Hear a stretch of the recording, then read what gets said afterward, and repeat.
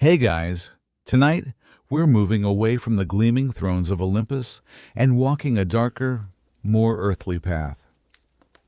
We're tracing the footsteps of a man whose name is synonymous with strength, the greatest hero the ancient world ever knew. But this isn't a story of simple glory, of monsters slain and victories won. This is the story of what that strength truly cost. We're here to understand the life of Heracles, a man born of a god but burdened by a goddess's hatred, whose greatest battles were not fought with lions or hydras, but within the confines of his own soul. What happens when a hero's greatest enemy is not a beast, but himself? If this kind of storytelling helps you unwind, feel free to like the video and subscribe, but only if it truly brings you peace. Let me know in the comments where you're listening from tonight. It's always a comfort to know we're all drifting off together, so get comfortable, let the world settle around you, and let's explore what the life of Heracles was really like. Let us begin, as all great tragedies do, not with a clash of swords, but with a whisper, a promise made in darkness on earth, and a vow of vengeance sworn in the golden halls of Olympus. To understand the life of Heracles, you must first understand the world that made him. The ancient Greece of myth was a place woven from divine threads, where the whims of the gods were as real and as dangerous as the turning of the seasons. From their cloud-wrapped mountain, a pantheon of immortals draped in power, brilliance, and unimaginable pettiness looked down upon the lives of mortals. They saw our world as a grand, unfolding drama, a plaything, a passion, a project. And if a god took a special interest in you, it was rarely a blessing. More often, it was the opening line of an epitaph, a warning that your quiet, predictable life was about to end. At the very center of this divine meddling was Zeus, king of the gods, lord of thunder, and a being whose power was matched only by his spectacular lack of boundaries. His eye wandered across the mortal realm like a restless storm cloud, and where it rested, trouble bloomed. One day, it rested upon Alcmene, the queen of Thebes, a woman of great virtue and renowned beauty, faithfully married to the noble general Amphitryon. To possess her, Zeus didn't just offer gifts or perform miracles. He committed a deception so profound it would echo through generations. He took on the exact form of her husband, returning from a long war, speaking his words, wearing his smile. And so, in the fire-lit quiet of her chambers, Alcmene lay with a god, believing him to be her mortal love. From this sacred trickery, a child was conceived, a demigod, half mortal, half divine, with the blood of a human king and the king of the gods flowing together in his veins. A boy who would one day be named Heracles, but no secret on earth is safe from the eyes of Olympus. And no infidelity of Zeus was ever safe from the quiet, simmering fury of his wife, Hera. Imagine her the queen of heaven, the goddess of marriage itself, bound for eternity to the most prolific philanderer in all of creation. She was a figure of immense regal dignity, fierce intelligence, and enduring rage. Her marriage was a long, cold monument to Zeus's broken vows, and her heart had long ago hardened into a diamond of perfect, unshakable resentment. When she learned of Alcmene and the child to come, her jealousy was not a fleeting storm. It was a fundamental change in the climate of the cosmos. This child was different. He was not just another affair to be punished. He was a living, breathing insult, a testament to her endless humiliation, bearing the divine spark of her husband more strongly than any other. She swore a silent, terrible oath. This son of Zeus would know nothing but suffering. His life would be her masterpiece of revenge. Hera's vengeance began before Heracles could even draw his first breath. As Alcmene's time of labor began, Zeus, in a moment of boastful pride, made a grand proclamation to the assembled gods that the next son, born of his bloodline, would rule over all the lands of Perseus. He meant, of course, the child in Alcmene's womb. But Hera heard his vow, and with a cold, calculating smile, she set her plan in motion. She descended from Olympus and dispatched the goddess of childbirth to sit at Alcmene's door. There the goddess sat, her legs crossed, her fingers tightly laced, magically sealing the womb and arresting the birth. For 7 days and 7 nights, Alcmene writhed in an agony that should have killed her, her life hanging by a thread, unable to bring her child into the world. At the very same time, Hera sped the birth of another of Zeus's descendants, a sickly, premature child named Eurystheus, born to a nearby queen. He was born first, and so, with a quiet, cruel twist of fate, the birthright that should have been Heracles a kingdom, a throne, a life of peace was stolen from him and given to his far weaker cousin. Heracles was destined not to be a king, but a servant. The curse had begun, and the world's greatest hero was born into a life already defined by loss. Alcmene, having finally survived her harrowing ordeal thanks to the quick-witted trickery of a loyal servant who deceived the goddess of childbirth, brought her son into the light of the world. In the very same night, she also gave birth to a second son, Iphicles, the true and fully mortal child of her husband, Amphitryon. The 2 infants lay side by side in a large, hollowed-out bronze shield that served as their cradle. One boy, quiet and earthly, the other carrying a storm in his blood. For a few months, a fragile, nervous peace settled over the household. Alcmene loved both her sons, but a mother knows. She could feel the uncanny difference in the boy who would be called Heracles. There was a strange weight in his grip, a startling, unnerving clarity in his gaze, a quiet intensity that seemed far too old for an infant. She lived in a state of watchful, whispered anxiety, fearing the renewed attention of the gods. Her fear was more than justified. Hera was not finished. Her first gambit to rob him of his destiny had succeeded, but the child still lived. And for the Queen of Olympus, his very existence was an offense that had to be brutally erased. Imagine the scene, if you will. It is the dead of night in the palace at Thebes. The halls are hushed, the torches burn low, casting long, dancing shadows on the stone walls. In their shared cradle, the 2 infants are sleeping, their breath soft and even. Suddenly the chamber doors creak open without a sound, pushed by an unseen, divine hand. 2 enormous serpents slither into the room, their scales glistening like wet, malevolent jewels in the faint moonlight, filtering through a high window. They were not ordinary snakes. They were monsters sent from the goddess herself, their fangs dripping with a poison that could fell a grown man in seconds, their minds filled with a single, holy command: kill the son of Zeus.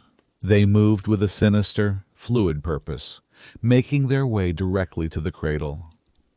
Their forked tongues tasted the air, their lidless eyes fixed on the sleeping children.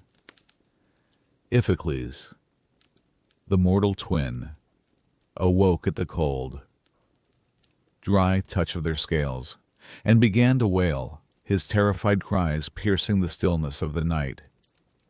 But Heracles, he woke too, and he did not cry. He sat up, and the stories say that his infant eyes, which should have been filled with terror, held a strange, divine curiosity. There was no fear in him. As the snakes coiled above him, ready to strike, the baby reached out. His small, chubby hands, which should have been utterly helpless, closed around their necks, one in each fist. The serpents thrashed violently, their powerful bodies whipping against the sides of the bronze shield with a sound like metal striking metal. But they could not break his grip. It was the grip of a god. He squeezed, his knuckles white, a look of calm, almost playful concentration on his face. The furious hissing turned to a choked gurgle, and then a final, heavy silence. When Alcmene and Amphitryon rushed in, holding lamps aloft, drawn by the frantic cries of Iphicles, they found a sight that would be forever burned into their memory. Their mortal son was screaming in terror in one corner of the cradle, and Heracles, their divine child, sat quietly, holding a dead, limp serpent in each hand. He held them out to his father with a gurgle of laughter, as if they were nothing more than interesting new toys. This was more than a feat of strength. It was an omen, the second great sign that defined his fate. The first was his stolen birthright, which condemned him to a life of service. The second was this, a confirmation that from his very first moments of consciousness, his life would be a battle for survival. He was born into a war he did not ask for. His enemies would not be just the monsters that roam the wild edges of the world, but the divine, calculating hatred of the Queen of Heaven herself. The cradle, which should have been a sanctuary, had become his first battlefield. And he had won, but the victory only served to prove Hera's point and harden her resolve. The boy was dangerous, and he had to be broken. And so we enter the third part of our story, the great reveal, where the boy who strangled snakes becomes a man, and that man is forged into a legend, not by choice, but by the crushing weight of labor and loss. After the astonishing incident in the cradle, Amphitryon, Heracles' earthly father, understood with chilling clarity that he was raising no ordinary child. He knew that power without discipline was simply a wildfire, and he could see the inferno burning behind his son's eyes. So he sought out the finest tutors in all of Greece, determined to shape the boy's mind as well as his phenomenal body. It was a curriculum designed to create not just a warrior, but a king. The greatest heroes and wisest minds were summoned. Amphitryon himself taught him how to handle a war chariot, to feel the rhythm of the horses and the pull of the reins until they became an extension of his own will. The legendary thief Autolycus, grandfather of the cunning Odysseus, taught him the brutal art of wrestling, how to use an opponent's weight against them, to understand leverage, balance, and the grim intimacy of combat. King Eurytus of Oechalia, the greatest archer of his age, instructed him in the use of the bow, teaching him to find the stillness in his own heart before loosing an arrow with deadly precision. Castor, one of the divine twins, a hero in his own right, taught him the flashing dance of the sword and the shield. And most importantly, the wise centaur Chiron, mentor to countless heroes, was brought in to teach him the virtues of wisdom, reason, and medicine. Heracles excelled in every physical discipline. His body was a perfect instrument, capable of learning any motion, mastering any weapon. He was a prodigy of violence and physicality. But there was one subject where his prodigious talent failed him, one art that his hands, made for crushing and wielding, could not seem to master music.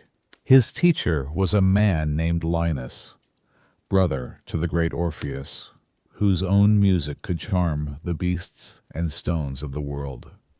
Linus was a master of the lyre, an instrument of poetry, harmony, and gentle feeling.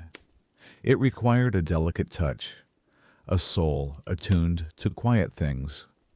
And Heracles, for all his might, was clumsy. His fingers, already thick with muscle and humming with divine power, fumbled on the delicate strings. His rhythm was poor, his touch heavy-handed and rough. He could wrestle a bull to the ground, but he could not coax a single pleasing melody from a simple tortoise-shell lyre. It must have been deeply frustrating for him, this one simple thing he could not conquer.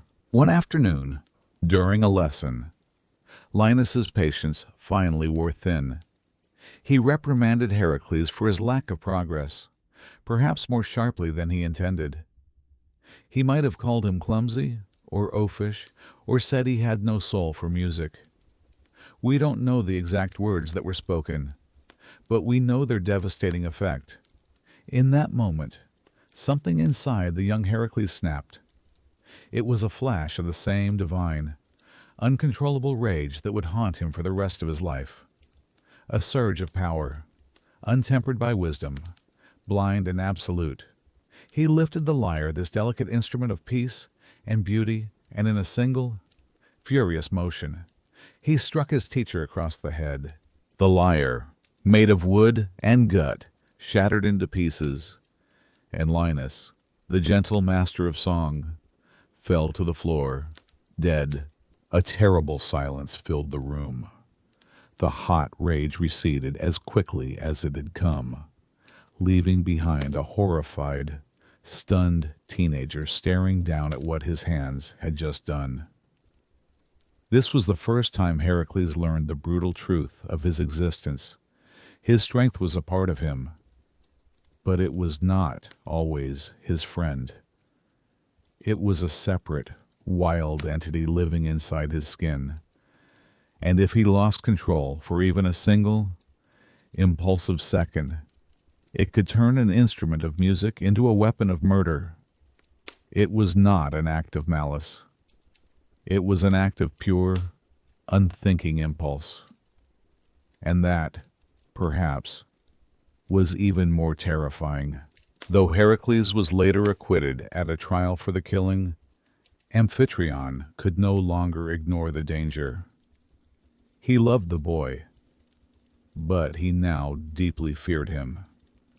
He feared for the safety of his family, his city, and for Heracles himself.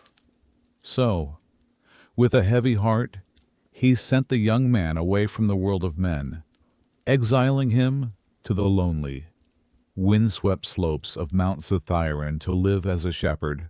There, in the vast, imposing wilderness, Heracles came of age. He spent his days in solitude, guarding his father's cattle, his only companions the sun, the wind, and the sky. He learned the land, hunted wild beasts to protect his flock, and grew into his full, intimidating power. He grew tall and broad, his muscles hardening like ancient stone. But he was also profoundly alone, separated from the very society he was meant to one day protect. A young man learning that his own God-given strength was the reason for his isolation. It was a long, quiet, formative lesson, a deep silence before the roaring storm of his legendary labors was about to begin. Years passed in the mountain solitude. The wild boy who had been sent away in shame grew into a man of immense stature and quiet, formidable confidence. When he finally returned from his pastoral exile, he was no longer the impulsive teenager who had shattered a lyre and a life. He was a seasoned warrior, his godlike strength now tempered by the hard-won patience of the wilderness. He had learned to listen to the wind, to read the stars, to wait. And it wasn't long before his home city, Thebes, desperately needed a champion. Thebes was suffering under the thumb of its neighbors, the minions of Orchomenus. Every year, the minions sent envoys to collect a heavy and humiliating tribute of 100 cattle, a levy that was bleeding the city dry and breaking its spirit. The Theban army was weary, their king, Creon, powerless. It was into this climate of despair that Heracles returned. Seeing the suffering of his people, he did not wait for an invitation. He stepped forward. When the Minyan envoys next arrived, Heracles seized them, and in a display of brutal defiance, sent them back to their king mutilated and empty-handed. War was immediate. The Minyan king, enraged, marched his powerful army toward Thebes, but Heracles was ready. He organized the Theban soldiers, and finding the armory empty, he armed them with the ceremonial weapons he took from the city's temples, consecrated shields and swords meant for display, now to be used for liberation. He led the charge himself, a whirlwind of righteous fury on the battlefield. He fought with a ferocity and strategic brilliance that no one had ever witnessed. He was not just a brute. He was a leader, a tidal wave of divine power guided by a single purpose. The minions were utterly defeated, their king slain, and their city captured. Thebes was free for the first time in his life. Heracles was not seen as a danger, an anomaly, or a half-god to be feared. He was a savior. He was their hero. The city celebrated him with feasts and honors that lasted for days. And King Creon, overwhelmed with gratitude, bestowed upon him the highest honor a monarch could give. He offered Heracles the hand of his eldest daughter, the beautiful princess Megara, in marriage. And with this, a new chapter of Heracles' life began. It was a chapter of peace, a fragile, sunlit period that stands in stark, tragic contrast to everything that came before and everything that would follow. For a time, it seemed as if he might truly escape Hera's curse after all. He was a husband, a father, and a celebrated protector of his home. Let yourself imagine him in these years. Picture him not on a lonely mountain or a bloody battlefield, but inside the warm, fire-lit walls of a home filled with the scent of baking bread, the murmur of conversation, the clutter of family life. Megara was a loving and devoted wife, and she gave him children. The myths are unclear on the exact number. Some say 3, some say as many as 8, but they are all clear on the fierce, protective love he felt for them. This great, hulking man whose hands could shatter stone and strangle serpents learned to be gentle. He would have held his sleeping children, their small heads resting on his colossal chest. He would have listened to their laughter, echoing through the halls of his house, a sound far sweeter than any applause. In these moments, he must have felt a sense of belonging that he had never known before. He had everything a man in the ancient world could possibly want: the respect of his city, the love of a good woman, and the profound, humbling joy of being a father.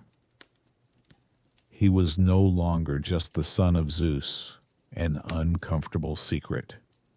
He was no longer the object of Hera's celestial hatred. He was Heracles of Thebes, a husband, a dad.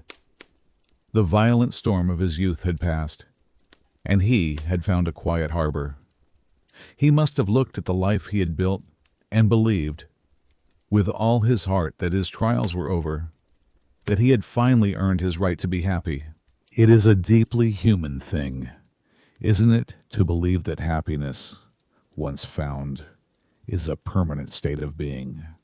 We build our homes, we nurture our families, and we convince ourselves that the walls are strong enough to keep the sorrows of the world at bay.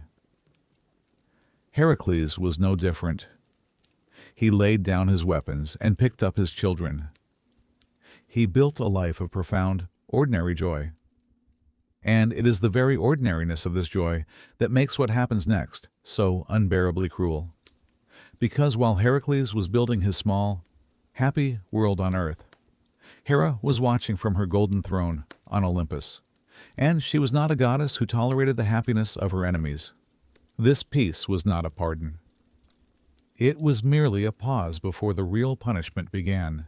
Hera watched from her celestial throne, and she saw the peace he had found. She saw the hero celebrated, the husband beloved, the father content. She saw the life he had built from the ashes of his stolen birthright, and she could not abide it. For a hero to be happy was a flaw in her grand tapestry of revenge. She had stolen his kingdom at birth. Now she would steal his sanity. She would not send a monster to his door, for she knew he would simply defeat it. Instead, she would turn the monster loose from within him. It happened without warning, on a day that likely began like any other. Perhaps he was returning home from a hunt, his great shoulders relaxed, a smile on his face. Or perhaps he was simply there, in his own home, the hearth fire crackling, his children playing at his feet. The ancient tellings of the story differ on the exact moment, but they all agree on what came next. From the heavens, Hera sent down her curse. It was not a physical ailment, not a beast of flesh and blood, but a poison for the soul. In some ancient plays, it is given a name and a form: Lisa, the spirit of maddening rage, a grim goddess draped in shadow, who herself expressed reluctance to inflict such a horror, but was bound by the unyielding command of the queen of the gods. A veil fell over Heracles' mind. Imagine a hot, crimson fog rolling in to obscure the world, twisting everything he saw into a nightmare version of itself. His home, with its familiar walls, its woven tapestries, the scent of his own life, it all suddenly seemed to transform. In his eyes, the warm stone of his house became the cold, sneering facade of the palace of his hated cousin, the coward king Eurystheus, the man who had stolen his throne. The joyous laughter of his own children became the sharp, piercing taunts of his enemies. The loving face of his wife, Megara, warped and twisted until it became the snarling visage of a bitter nemesis. He was no longer in his own home. He was a warrior, trapped and besieged in an enemy fortress.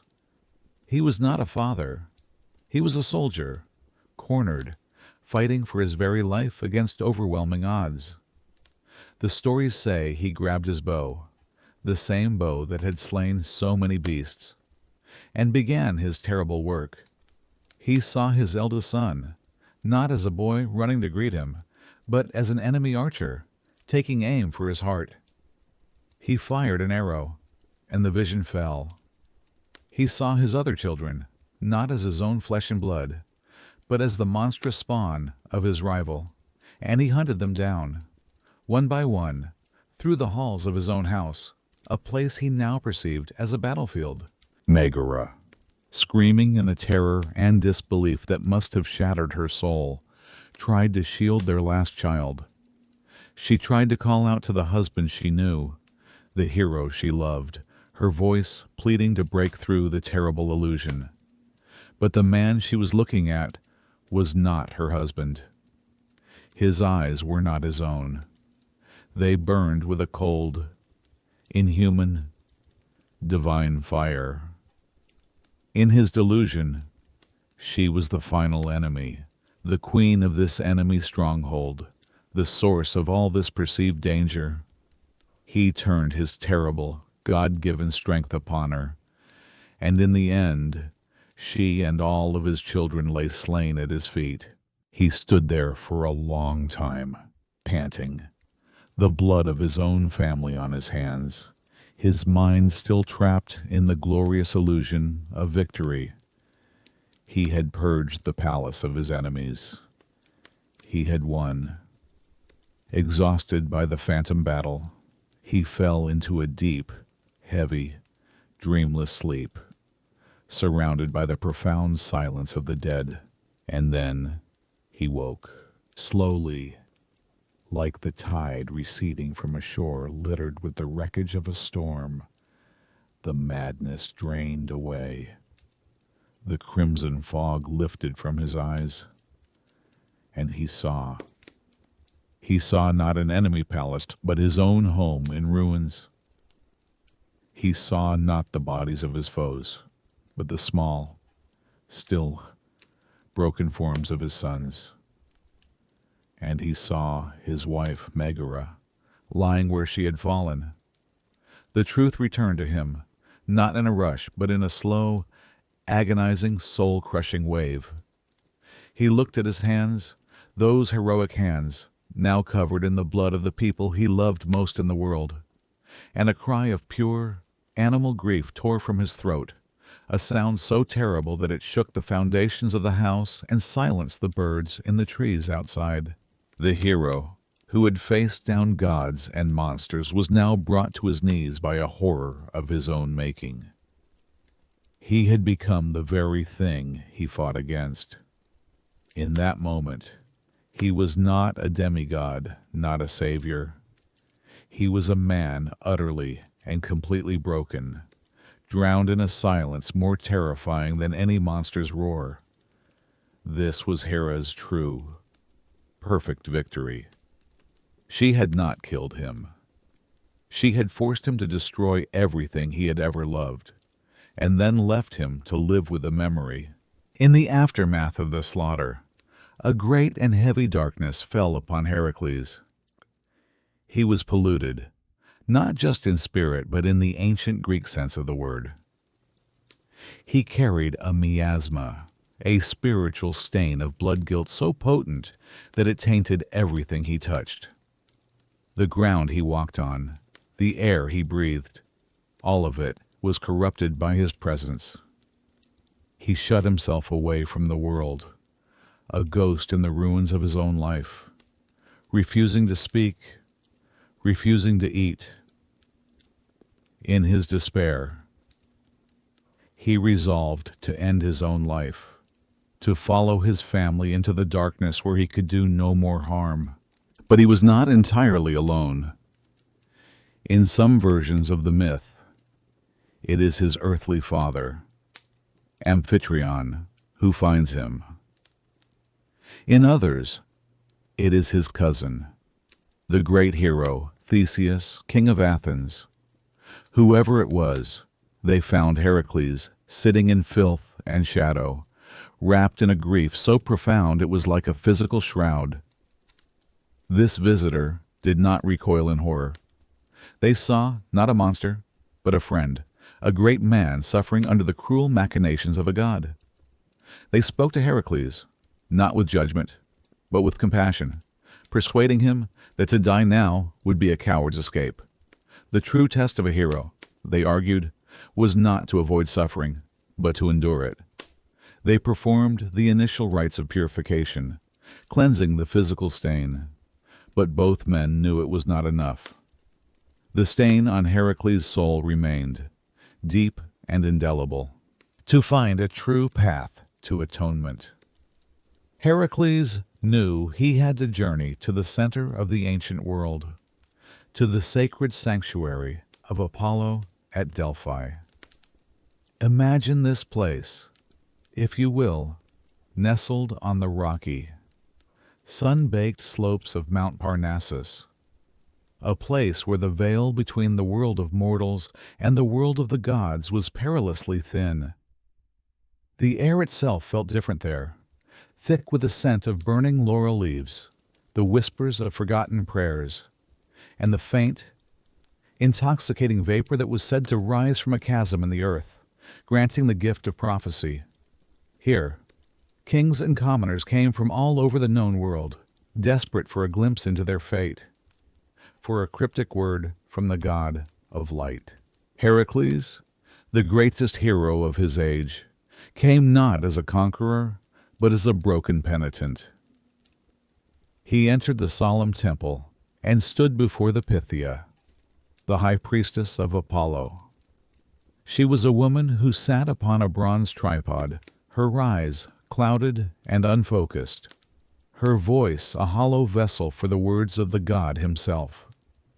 He asked her what he must do to wash the blood of his family from his soul, to find peace from the memory that burned behind his eyes. The Pythia did not offer comfort or pity. The voice that spoke through her was as cold and clear as mountain air. It was a judgment. She declared that he must travel to the city of Tiryns, his ancestral home, and there he must offer himself in service to his cousin, the man who now sat on his stolen throne, King Eurystheus. For 10 years, a sentence that would later be extended to 12, he was to be Eurystheus's slave, bound to perform any and all labors the king demanded of him, no matter how dangerous, no matter how humiliating. And then the priestess delivered the final, most bitter irony. She stripped him of his birth name, Alcides, and gave him a new one. From this day forward, she proclaimed, he would be known as Heracles, a name that means the glory of Hera. Think, for a moment, of the exquisite, calculated cruelty of that name. Hera, the very goddess whose hatred had driven him to madness, whose curse had led him to slaughter his own children, was now to be forever enshrined in his identity. Every time his name was spoken, every time he was hailed as a hero, it would also be a monument to her victory over him, a constant, burning reminder of the source of his unending suffering. And yet, the prophecy held one final, tantalizing clause. If he managed to survive this servitude, if he completed every impossible task laid before him, he would not only be purified of his crimes, but he would be rewarded with the ultimate prize. He would shed his mortality and become a god. It was an impossible bargain. A decade of slavery to a man he despised, performing tasks designed to kill him, all while bearing the name of his greatest tormentor. And at the end of it, a chance at redemption and a place among the very gods who had broken him. Any other man might have refused, might have chosen death over such profound humiliation. But Heracles, standing in the sacred silence of Apollo's temple, accepted his sentence without a word. It was a path through hell, but it was the only path offered. And so, with a heavy heart, he turned his back on Delphi and began the long walk to Tiryns, to his king, his cousin, and his punishment. And so Heracles arrived in the kingdom of Tiryns, a hero in chains, bound not by iron, but by a divine command and the crushing weight of his own grief. He stood before his cousin, King Eurystheus, a man he had not seen since childhood. The king who sat on the throne was not a mighty ruler. He was a small, nervous man, his eyes darting about as if constantly expecting danger. He looked upon the giant figure of Heracles not with admiration, but with a potent mix of terror and deep-seated resentment. This was the man who should have been king. And Eurystheus, in his heart, knew it. This gnawing fear would shape all of the tasks to come. Advised, no doubt, by his patron goddess, Hera, Eurystheus devised the first labor, a task he was certain would be Heracles' last. He commanded him to go to the valley of Nemea, a day's journey away, and kill the monstrous lion that was terrorizing its people. Then he was to bring back its skin as proof. But this was no ordinary lion. It was a supernatural beast. Some said the offspring of the monsters Typhon and Echidna. Its golden fur so thick and tough that it was impervious to any weapon forged by man or god. Its claws were sharper than swords, and its roar could shake the leaves from the trees. For years, it had preyed on the shepherds and villagers of Nemea, a seemingly unstoppable plague. Heracles accepted the task without a word and set out on his journey. As he traveled, he began to prepare. He cut a branch from a wild olive tree, and, with his incredible strength, pulled the entire tree from the ground. He worked the wood, shaping it into a massive, formidable club. When he arrived in the valley of Nemea, he found a land gripped by a palpable fear. Villages were eerily quiet, the fields untended. The lion had turned this once peaceful land into its personal hunting ground. He tracked the beast for days, following its massive paw prints and the grim trail of its kills. Eventually, he located its lair, a dark, grim cave that cut straight through a hillside, with an entrance at either end. Heracles watched and waited. When the lion returned to its den at dusk, its jaws still bloody from a fresh kill, he made his move.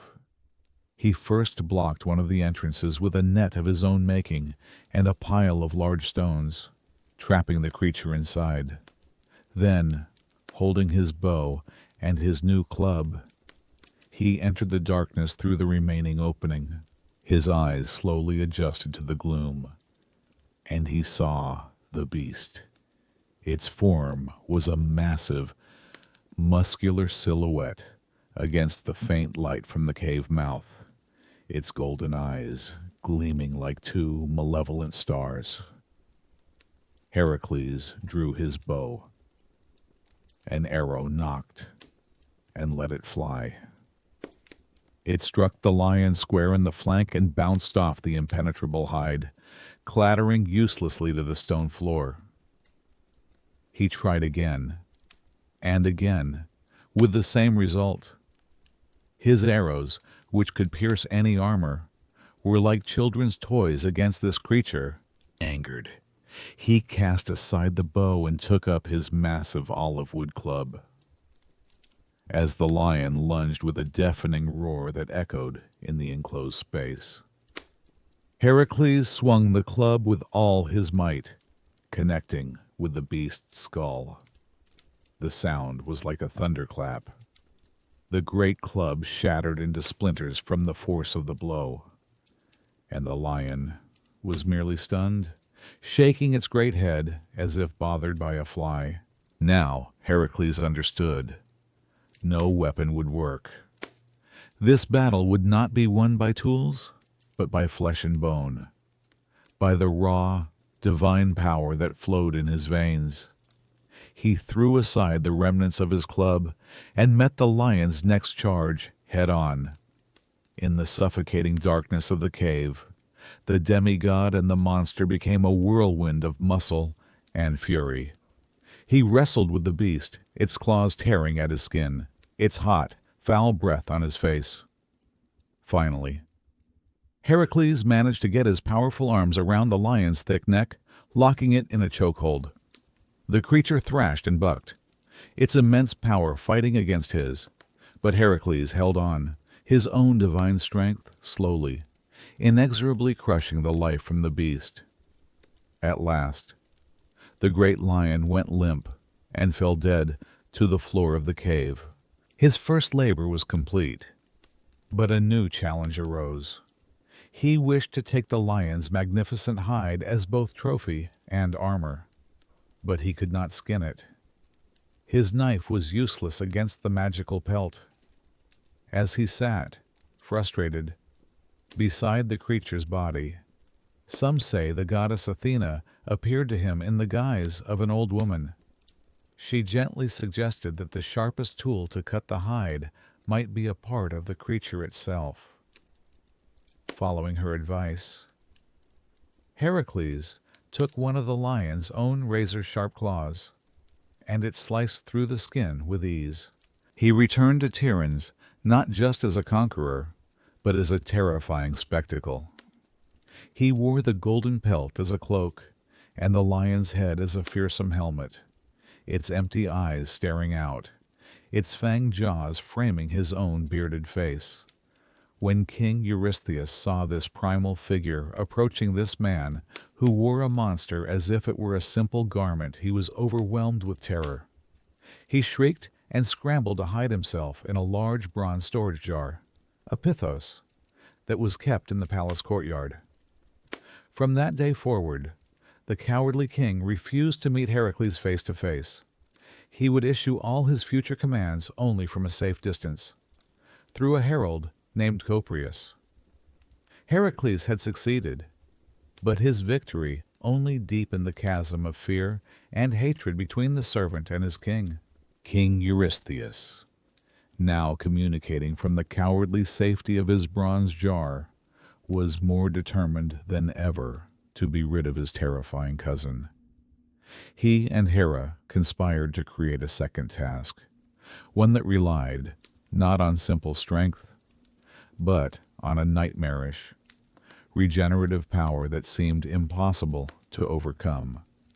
The king's herald, Coprius, announced the labor Heracles was to travel to the swamps of Lerna and destroy the Hydra. The Lernaean Hydra was a horror story brought to life. It was a colossal water serpent, another monstrous offspring of Typhon and Echidna. But this creature had been personally raised by Hera herself for the sole purpose of one day killing Heracles. It dwelled in the dark, murky waters of the Lerna swamp, a place of decay and poison. Its lair, a cave beneath the water's surface. The beast possessed 9 heads, each on a long, writhing neck. And one of these heads, the one in the center, was said to be immortal, made of glittering, sinister gold. But its greatest power was its invincibility. For every mortal head that was struck off, 2 more would immediately spring forth from the bleeding stump, angrier and more venomous than before. To fight it was to strengthen it. Its very breath was a lethal poison, and its blood so toxic that a single drop could kill. It was a perfect, self-renewing engine of death.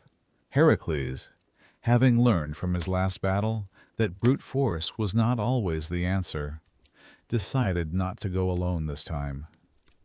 He enlisted the help of his loyal nephew, Iolaus, a brave young man who served as his chariot driver. Together, they traveled to the foul-smelling, misty swamps of Lerna. The air hung heavy and still, buzzing with insects, the water a stagnant black mirror reflecting a gray sky. It was a place that felt sick, a wound on the earth, to lure the beast from its underwater cave. Heracles fired flaming arrows into its lair, the smoke and heat disturbing the creature's rest. The Hydra emerged, a truly ghastly sight, its 9 heads swaying and hissing, its massive body coiling out of the dark water. Heracles charged forward, his lion-skin cloak wrapped around his face to protect him from its poisonous breath, and began his assault. He swung his mighty club, smashing heads one by one. But just as the stories foretold, for each head he crushed, 2 more grew back in a spray of black, toxic blood. The fight was hopeless. He was creating more of the monster than he was destroying. As if the situation weren't dire enough, Hera decided to intervene directly.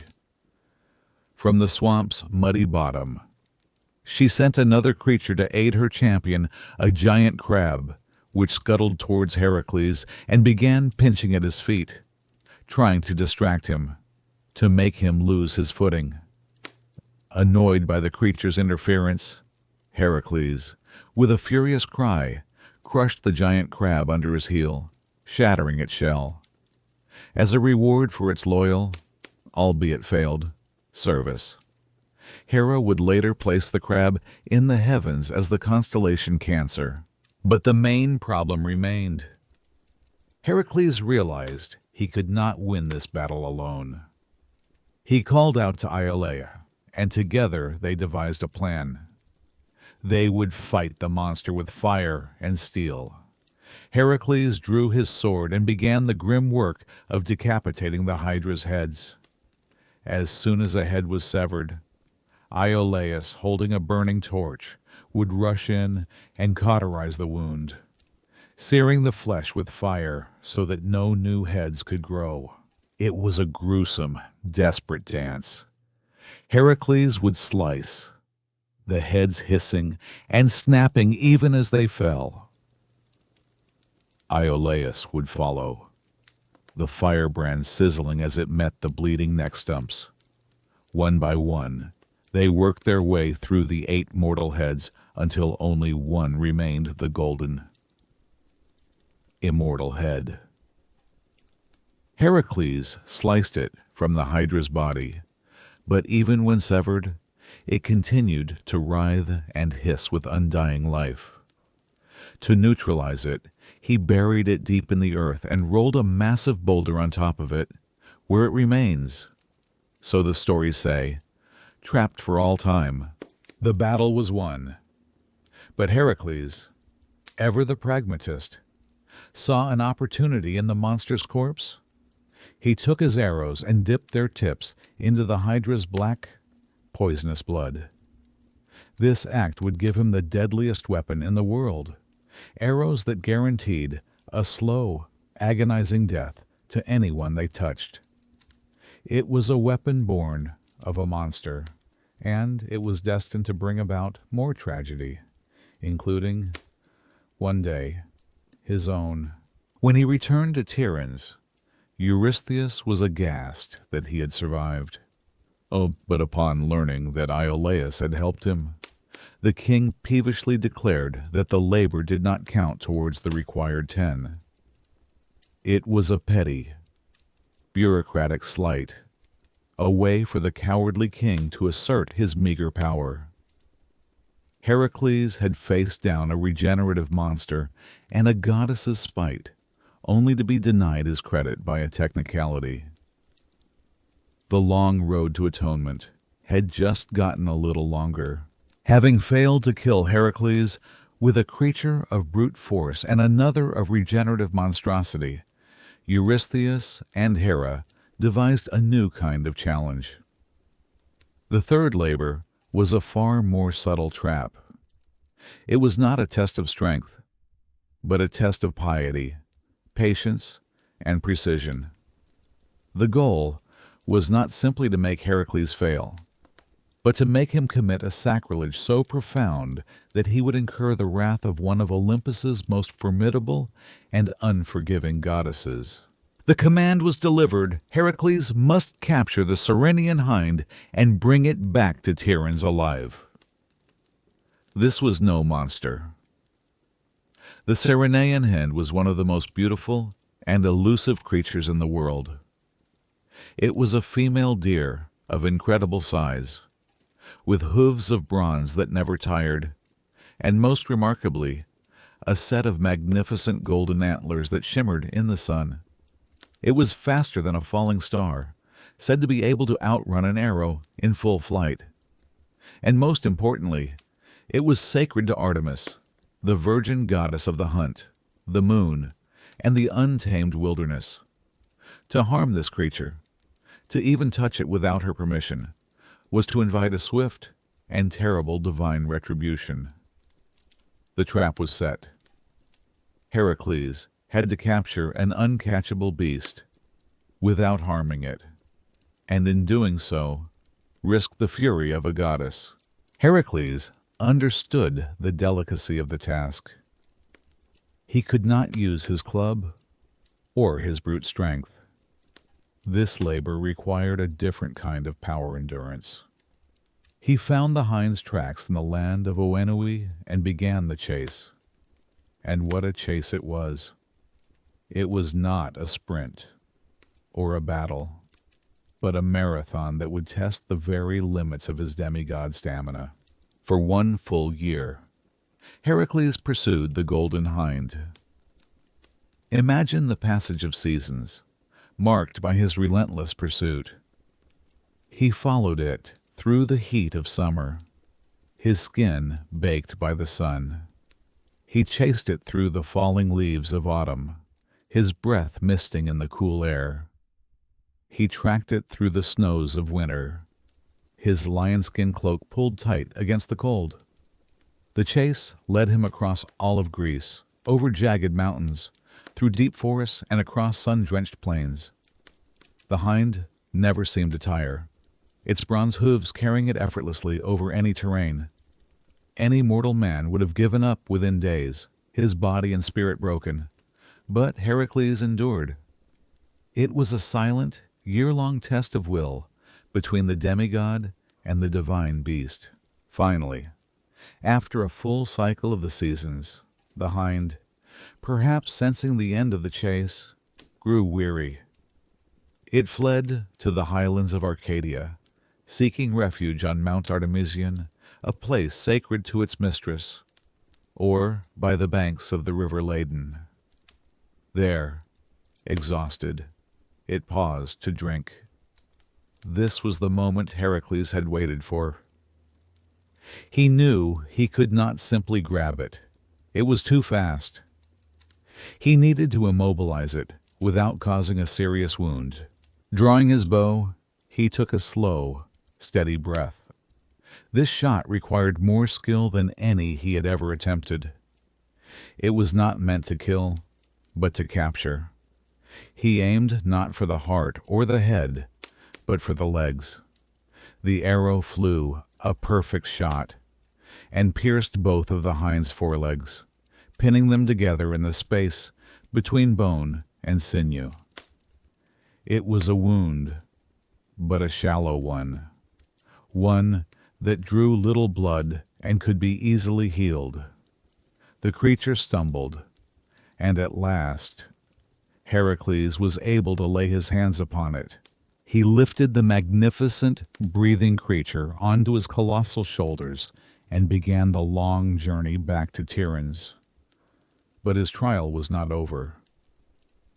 As he walked through a forest in Arcadia, 2 radiant figures suddenly blocked his path. It was the goddess, Artemis herself, her silver bow in hand, her eyes burning with a cold fury. Beside her stood her twin brother, Apollo.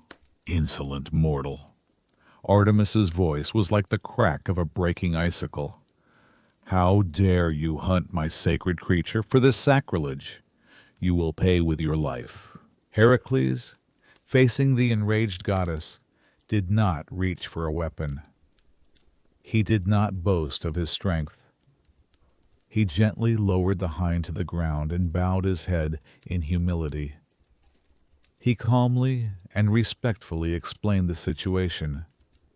He told her of his tragic past, of the curse of madness, and of the penance laid upon him by the oracle. He was not acting out of arrogance, he explained, but as a slave, bound to the commands of Eurystheus. The blame, he insisted, lay with the king. Artemis listened. She saw the truth in his words and the genuine remorse in his eyes. Her anger subsided, replaced by a grudging understanding. She recognized that he was caught in a cruel game played by the gods, a pawn in her own father's infidelities and Hera's vengeful schemes. She healed the hind's minor wound with a touch, and her fury softened. She allowed Heracles to complete his labor, but with one strict condition. Once he had shown the creature to Eurystheus, it must be set free immediately. Heracles agreed. He carried the living, unharmed hind to the palace and presented it to the king. Eurystheus was stunned. His clever plan to have Heracles slain by a goddess had failed completely. True to his word, Heracles set the beautiful creature free, and it bolted, vanishing back into the wilderness to rejoin its mistress. The third labor was a success, won not by might, but by patience, precision, and a hero's surprising capacity for humility. Frustrated and growing more desperate, King Eurystheus issued his fourth command. This time, he returned to the familiar theme of a monstrous beast, hoping its raw savagery would finally put an end to his heroic servant. Heracles was ordered to travel to the wilds of Arcadia, find the Erymanthian boar, and capture it alive. This was a creature of immense size and terrifying ferocity. A colossal wild boar with tusks as sharp as daggers and a temper as foul as the swamps of Lerna. It made its lair on the slopes of Mount Erymanthos and would rampage down the mountainside, destroying crops, goring livestock, and terrorizing the local villagers. It was a force of pure, untamed nature.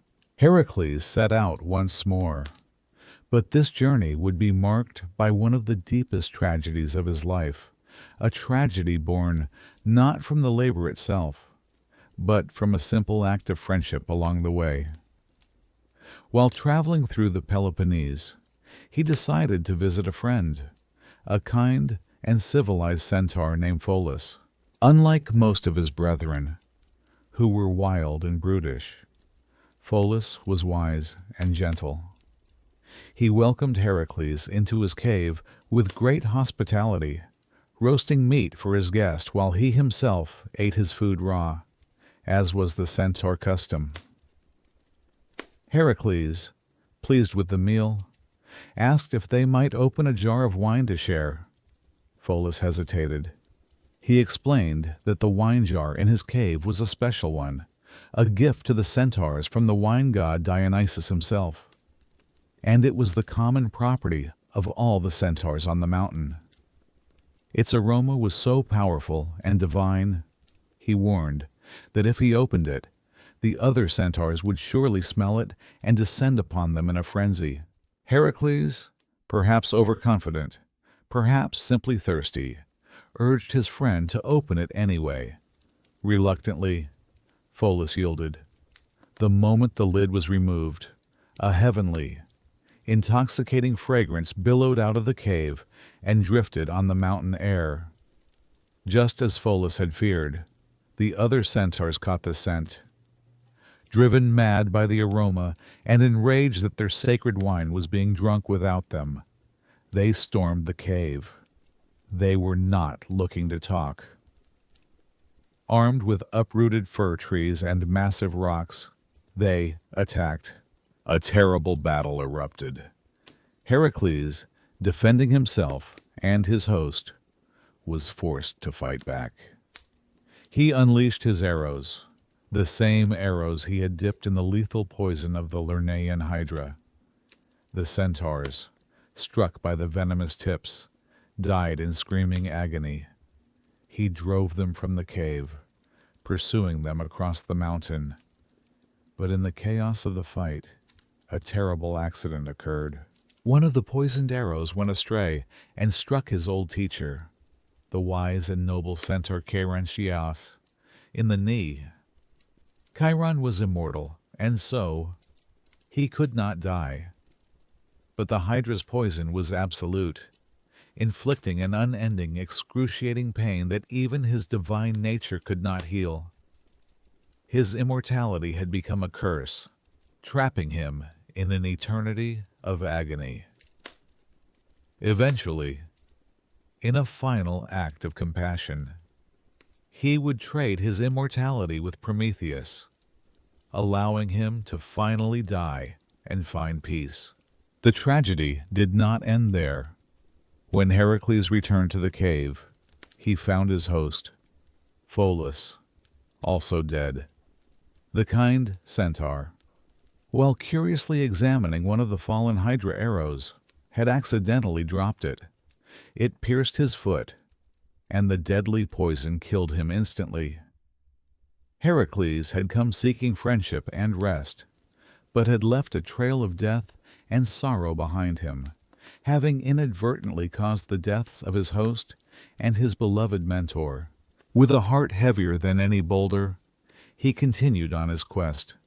The actual capture of the boar now felt like a hollow epilogue to the real tragedy, following the advice Chiron had given him before the battle. Heracles located the boar's lair. He made a great noise, shouting and clashing his weapons to drive the beast out of the thicket. He then chased it up the snow-covered slopes of the mountain. The great boar, unused to the deep snow, quickly grew exhausted, its heavy body sinking into the drifts. Helpless and immobilized, it was easily captured. Heracles bound the creature's legs, heaved its massive, struggling body onto his shoulders, and began the long, somber walk back to Tiryns. Upon his arrival, the sight of the hero carrying a live, snarling monster once again sent King Eurystheus into a panic. He dove headfirst into his bronze storage jar, his muffled shrieks of terror the only sign he was there. The fourth labor was complete, but it was no victory. It was a bitter lesson on the nature of his own power. The tools of his success, the poisoned arrows, had become instruments of profound sorrow, a curse that would follow him long after the memory of the boar had faded. Eurystheus's plans were failing spectacularly. Every monster, every divine beast he had thrown at Heracles had been defeated. The hero's reputation was only growing with each impossible task he completed. So the king, likely with a sneer from Hera, changed his tactics. If he could not break Heracles' body, he would try to break his spirit through humiliation. The fifth labor was not designed to be dangerous, but degrading. It was a task seemingly beneath the dignity of any hero. Heracles was ordered to clean the stables of King Augeas of Elis, and he had to do it in a single day. Now, these were not ordinary stables. King Augeas was fantastically wealthy, his fortune measured in livestock. He possessed the largest herd of cattle in all of Greece, a divine gift from his father, the sun god Helios. Thousands of immortal cattle lived on his lands, and for 30 years, their stables had never once been cleaned. Imagine the sight. A mountain of filth, piled so high it dwarfed the buildings themselves. The accumulation of 3 decades of waste from thousands of animals. The stench was so overwhelming that it poisoned the surrounding countryside, choking the pastures and sickening the people. It was a monumental task, not just because of the sheer volume, but because it was considered utterly foul and demeaning. The great Heracles, slayer of the Nemean lion and the Lernaean hydra, was being sent to shovel manure. But Heracles approached this task with cleverness, not shame. He traveled to Elis and presented himself to King Augeas, but he shrewdly concealed the fact that he was acting on Eurystheus's orders. Instead, he proposed a wager. He told the king that he could clean the entire stable complex in a single day. If he succeeded, he would claim 1/10 of Augeas's magnificent herd as payment. If he failed, he would accept whatever punishment Augeas saw fit, Augeas looked at the hero, then at the mountains of filth, and laughed, believing the task to be utterly impossible. He readily agreed to the wager, smugly confident that he would get a legendary hero's labor for free. He even had his own son, Phileus, stand as a witness to their agreement. The next morning, Heracles began his work, but he did not pick up a shovel or a bucket. Instead, he walked to the walls of the great stable yard, and using his incredible strength, he tore two massive holes in the stone foundations, one at either end. Then he walked to the two rivers that flowed nearby, the Alpheus and the Peneus. With his bare hands, he dug new channels, diverting the powerful currents of both rivers from their natural course. He channeled the roaring torrent of water directly into the stable yard, through the opening he had created. The force of the two rivers became a gigantic, unstoppable flood.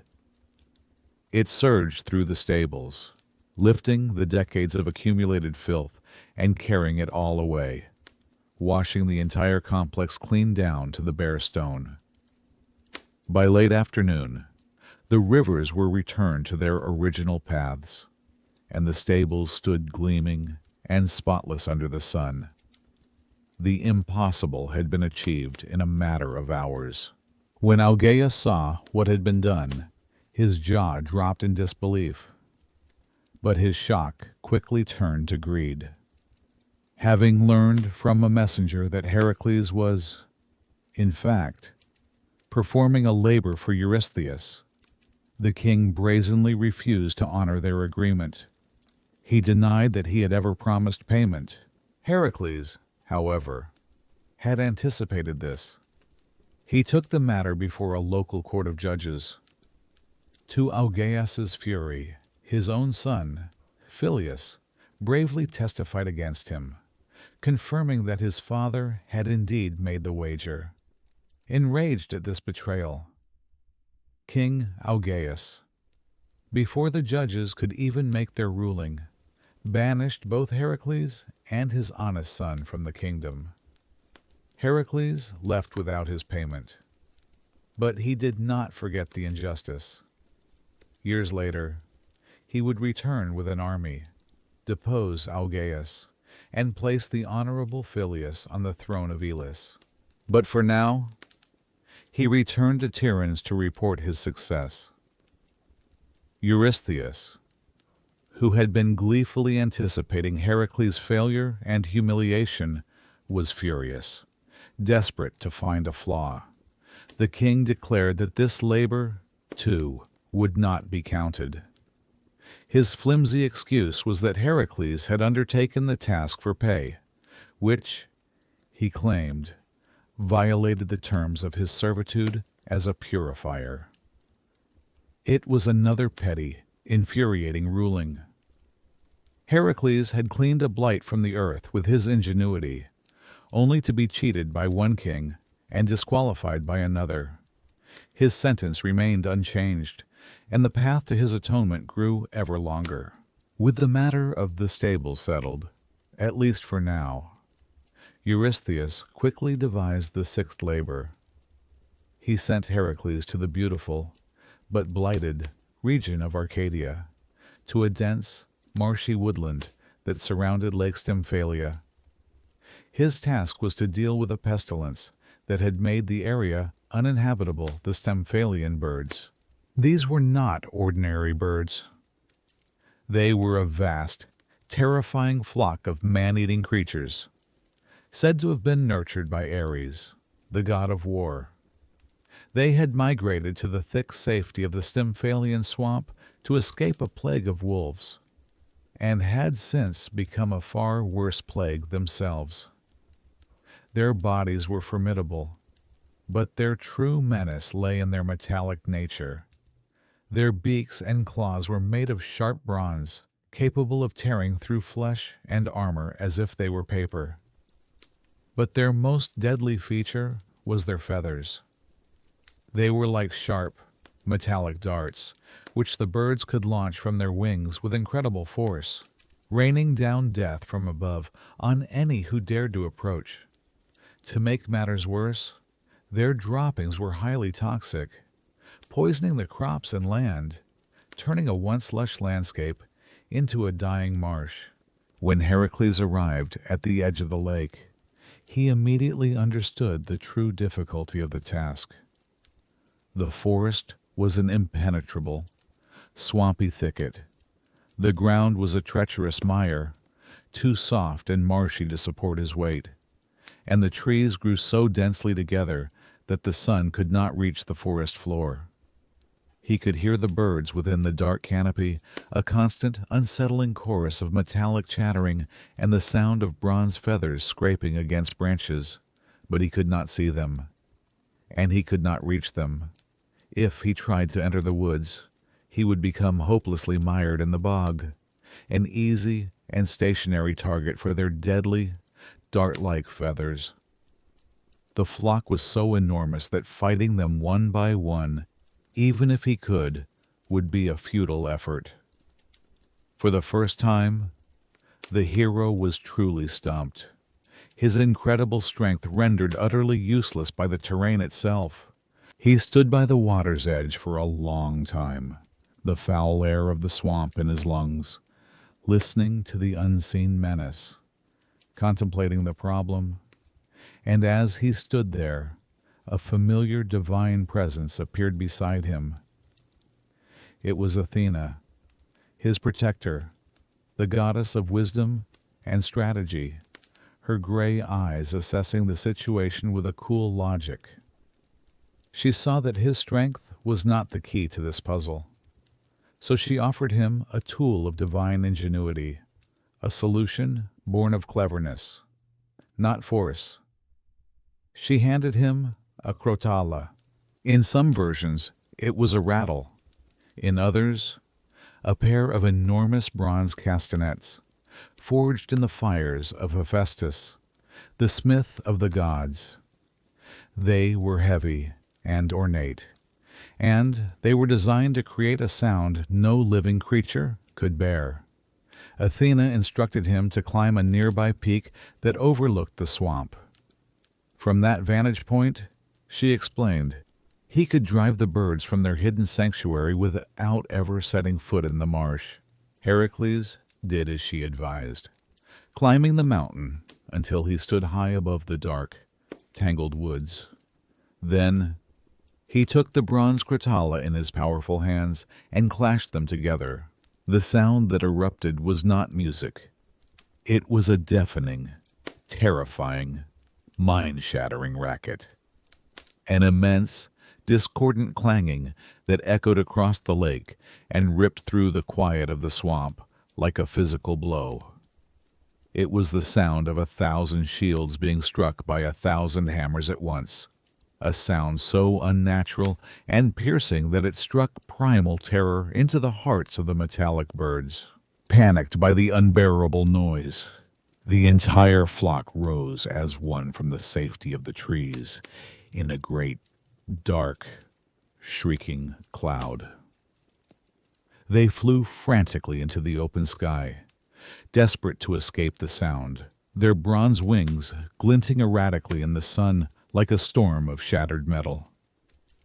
And in that moment, as they cleared the forest canopy, they became vulnerable. From his position on the mountain, Heracles dropped the crotala and took up his bow. As the birds wheeled in confusion above the lake, he began to shoot them down, one by one. His arrows, some still tipped with the hydra's deadly poison, found their marks. Dozens of the creatures fell from the sky, splashing into the murky water below. The rest of the flock, utterly terrified by the ghastly noise from the mountains and the silent death from the hero's arrows, finally abandoned the swamp. They flew far, far away, never to return to Stymphalia again. Some myths say they settled on an island in the Black Sea, where they would later encounter Jason and the Argonauts. The land was cleansed. Heracles had driven away the pestilence, once again using not just his power, but the wisdom and tools provided to him. He returned to Tiryns, and this time Eurystheus could find no loophole, no excuse to disqualify the labor. The sixth task was officially counted, and Heracles was one step closer to the end of his servitude. The labors of Heracles now begin to move beyond the borders of mainland Greece, taking him across the sea to face threats that plagued other kingdoms. For his seventh task, King Eurystheus, perhaps running short of local monsters, commanded Heracles to travel to the island of Crete and capture the magnificent and terrifying Cretan bull. This was not just any bull. Its story was already woven into one of the most infamous myths of the age. This was the very creature that King Minos of Crete was supposed to have sacrificed to the sea god, Poseidon. But Minos, captivated by the bull's perfect snow-white beauty, had chosen to sacrifice a lesser animal instead, hoping the god would not notice. Poseidon, of course, did notice, and the gods do not take kindly to being slighted. As punishment for Minos' hubris, Poseidon did not kill the bull. He did something far more cunning. He drove it mad. The once beautiful creature became a rampaging monster, a whirlwind of horns and hooves, breathing fire and tearing across the island, destroying crops, villages, and everything in its path. It was a divine punishment, a constant living reminder of the king's arrogance. So when Heracles arrived on Crete and presented himself to King Minos, the king was more than happy to be rid of the beast that symbolized his shame. He offered Heracles his full support and the aid of the Cretan army. But Heracles, with his quiet confidence, refused. This was his labor, and he would face the bull alone. He found the creature in the countryside, its white hide a stark contrast to the green landscape it was systematically destroying. Unlike his previous labors, which had involved impenetrable hides or regenerative heads, this was a straightforward contest of power. It was a test of pure, unadulterated strength, pitting the son of Zeus against a creature infused with the mad rage of a sea god. Heracles approached the bull with a steady calm. The beast, seeing him, pawed the ground, its breath snorting out in clouds of steam, before charging. It was a battle of immense force. Heracles did not use his club or his bow. He met the creature head-on, grappling with it, his feet digging into the earth for leverage. He seized the bull by its powerful horns, his muscles straining against the creature's frantic, desperate power. The ground tore up beneath them as they wrestled, man against beast, in a primal dance of dominance. Heracles was stronger. Slowly, painstakingly, he twisted the bull's massive head, forcing it to its knees. He subdued it not by inflicting a wound, but by overpowering its will, bending its divine fury to his own. The capture, however, was only half the task. He had to bring the creature back to Eurystheus alive. And so, in one of the most iconic images of his labors, Heracles mounted the great white bull and rode it across the sea. Imagine the sight, a hero, his lion-skin cloak billowing behind him, riding a fire-breathing, sea-born monster across the waves, guiding it from the shores of Crete all the way back to the Peloponnese. It was a spectacle of such audacity that it became a story told by sailors for generations. When he finally arrived in Tiryns and herded the massive bull into the palace courtyard, Eurystheus was, as always, beside himself with terror. He had no use for a monstrous fire-breathing bull. He ordered Heracles to get rid of it immediately. The labor now officially complete. Heracles released the creature. The Cretan bull, free once more, wandered across Greece, a lingering menace. It eventually made its way to the plains of Marathon, where it would meet its end at the hands of another great hero, a young Theseus, in one of his own early adventures.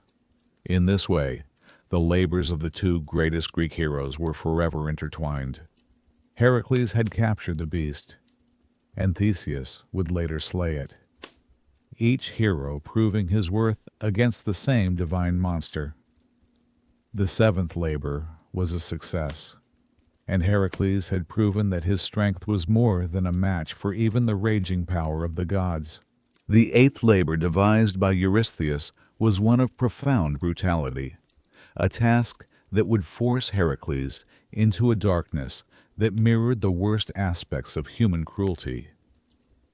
His mission was to travel to the savage northern kingdom of Thrace and steal the horses of its king, Diomedes. But these were no ordinary horses. They were 4 magnificent, wild mares, and they were man-eaters. King Diomedes was a giant, a son of the war god Ares, and he shared his father's love for violence. He ruled his kingdom of the Bistones with brutal authority, and his prized possessions were these 4 mares. He kept them tethered to their bronze mangers with iron chains, for their strength was as great as their appetite, and he fed them not on oats or grass, but on the flesh of his unsuspecting guests. Any traveler who sought shelter in his kingdom was captured and thrown to the mares as food. Their savagery was a direct reflection of their master's own monstrous nature. Understanding the danger, Heracles did not go alone. He gathered a small band of loyal volunteers to sail with him to the grim, cold shores of Thrace. Upon arrival, he and his men easily overpowered the stable keepers and drove the 4 mares from their stalls down to the sea, where his ship was waiting. But Diomedes and his soldiers were quickly alerted, and they pursued Heracles, determined to reclaim the beasts, knowing he could not fight the army and guard the horses at the same time. Heracles made a fateful decision. He entrusted the mares to the care of his young companion, a beloved favorite of his named Abderus. He instructed Abderus to guard them on the shore while he dealt with Diomedes. But Abderus, for all his bravery, did not possess the strength of a demigod. The moment Heracles was gone, the powerful, flesh-eating mares turned on their guard, overwhelmed him, and devoured him. Heracles, meanwhile, met Diomedes and his army in battle. Filled with a righteous fury, he fought with terrifying efficiency, cutting down the Thracian soldiers and, finally, facing their giant king. He killed Diomedes, a victory that should have ended the conflict. But when he returned to the shore, he was met with the gruesome sight of what had happened to his young friend. A cold, terrible rage filled Heracles. The grief he felt for Abderus twisted into a desire for a kind of poetic, horrific justice. He took the body of King Diomedes and, in an act of chilling retribution, he fed the king to his own monstrous mares. The creatures, having consumed the flesh of their own master, underwent a strange transformation. The unnatural, carnivorous madness seemed to drain from them. They became miraculously calm, their bloodlust sated by the very man who had cultivated it. Heracles founded a city on the spot where his friend had died, naming it Abdera in his honor. Then, with the now tamed mares subdued, he bound their mouths shut and led them back to his ship. He sailed back to Tiryns and presented the horses to King Eurystheus. The king, terrified as usual by the fruits of Heracles' labor, had them dedicated to Hera. They were set free and allowed to roam the countryside.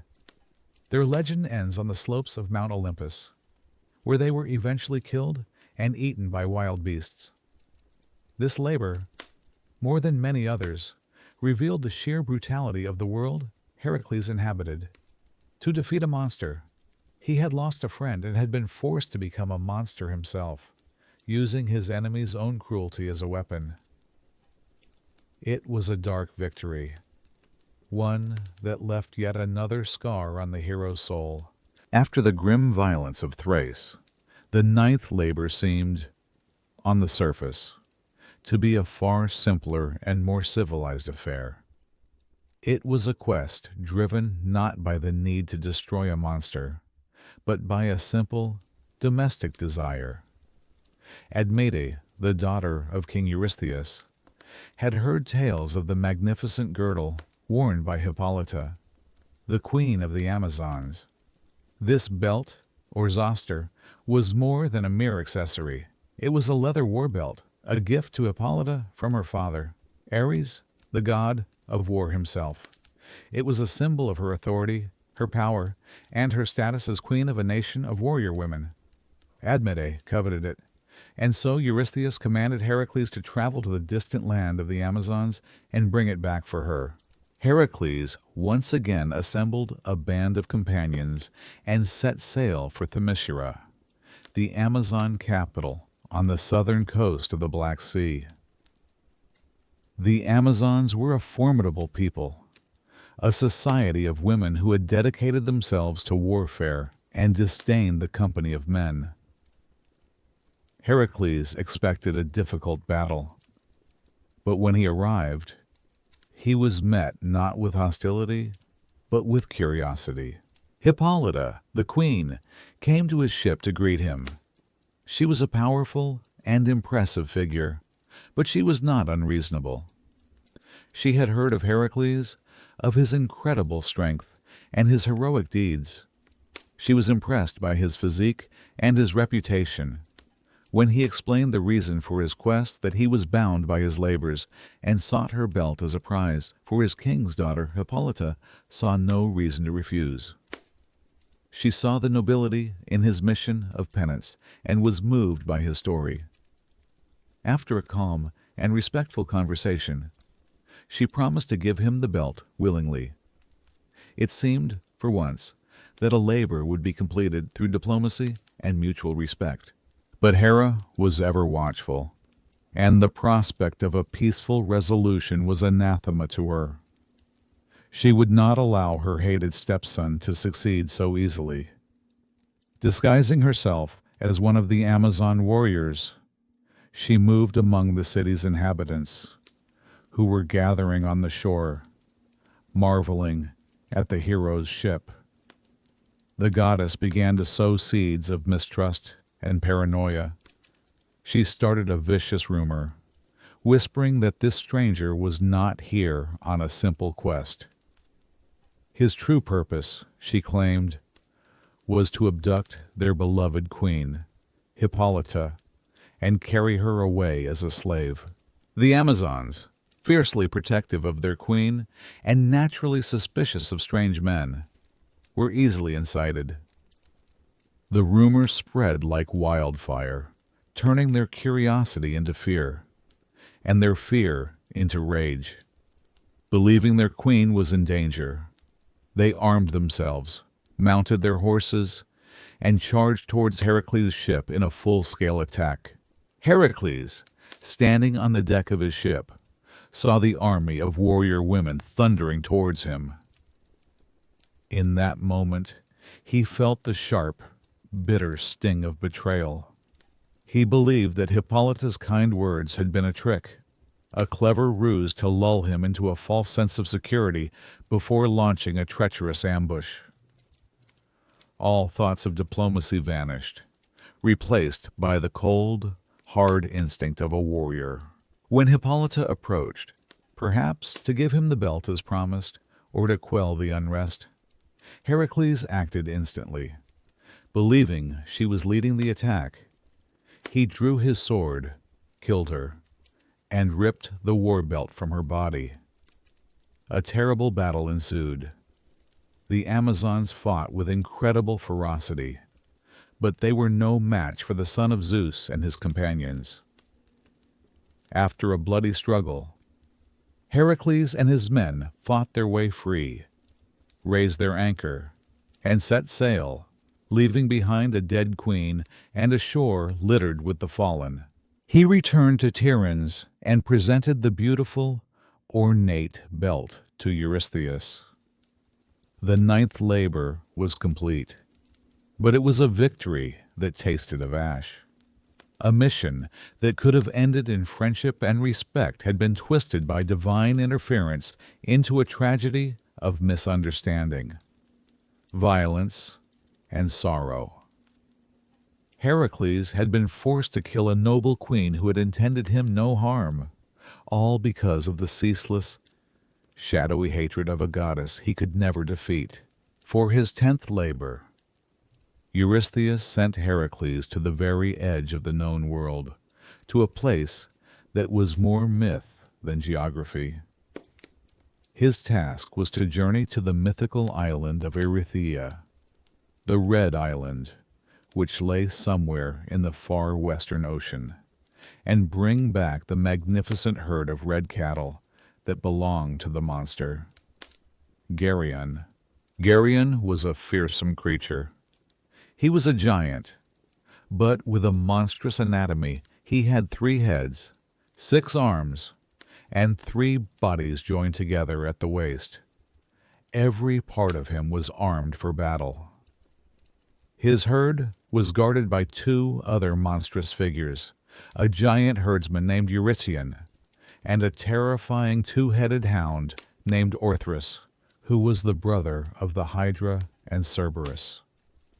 This task was a journey into a nightmare landscape, to steal from a creature that was an army unto himself. The journey to the island was a labor in its own right. Heracles traveled through Europe and then across to Libya in North Africa. The journey was long and arduous. In the Libyan desert, the heat of the sun, Helios became so unbearable that Heracles, in a fit of his famous temper, grew angry at the sun god himself. He drew his bow and fired an arrow towards the sun. Helios, rather than being offended, was so impressed by the hero's sheer audacity that he decided to help him. He loaned Heracles his own divine transport, a giant golden cup, or in some versions a golden chariot, that he used to sail across the ocean from west to east each night. In this magical vessel, Heracles sailed across the vast, unknown waters of the Atlantic, finally reaching the shores of the Red Island, Erythea. Upon landing, he was immediately confronted by the island's guardians. The 2-headed dog, Orthrus, charged him, barking ferociously. Heracles dispatched the beast with a single, crushing blow from his olive wood club. The herdsman, Eurytion, rushed to help his dog, but he too was quickly killed by the hero. Heracles began to round up the cattle, but another herdsman had seen the slaughter and ran to tell Geryon. The 3-bodied monster armed himself and came to confront the thief. A strange and terrible battle began. Geryon attacked from 3 directions at once, his 6 hands wielding 3 swords and 3 spears. But he was facing the world's greatest warrior. Heracles fought back, and finally, he drew an arrow, one of those he had dipped in the Hydra's venom. He fired it with such force that it pierced all 3 of Geryon's bodies simultaneously, delivering the fatal poison. The great monster swayed, and then crashed to the ground, dead. The main challenge was over, but the return journey would prove to be one of the most difficult ordeals of his life. He had to herd the entire flock of cattle back across modern-day Spain, France, and Italy. Along the way, he faced constant threats. Hera, ever his tormentor, sent a stinging gadfly that drove the cattle into a frenzy, scattering them far and wide. It took Heracles a full year to round them all up again. At the Strait of Gibraltar, where Europe and Africa nearly touch, he erected two massive pillars, one on each continent, to commemorate the extent of his journey. To this day, the spot is known as the Pillars of Hercules. As he drove the herd through Italy, a giant named Cacus stole some of the cattle and hid them in a cave, cleverly making them walk backwards to confuse their tracks. Heracles, however, located the stolen animals when they began to low from inside the cave, and he killed Cacus to retrieve them. Finally, after years of travel and countless battles, he managed to drive the herd back to Greece. He presented them to King Eurystheus, who, in a final act of futility, sacrificed the entire magnificent herd to Hera. The goddess who had tried so hard to prevent the labor's success was ultimately the recipient of its prize. With 10 labors now complete, though 2 had been disqualified, Heracles was assigned what was meant to be his final and most impossible task. This was not a simple mission of monster slaying.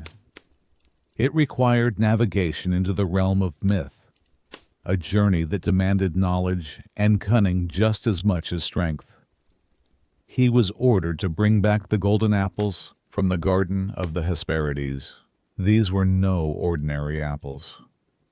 They grew on a single magical tree that had been a wedding gift from Gaia, the primordial earth goddess, to Hera when she married Zeus. The apples granted immortality to any who ate them. Hera, cherishing this gift, had planted the tree in her secret garden at the far western edge of the world, near the Atlas Mountains. The garden was tended by the Hesperides, beautiful nymphs of the evening and daughters of the Titan, Atlas.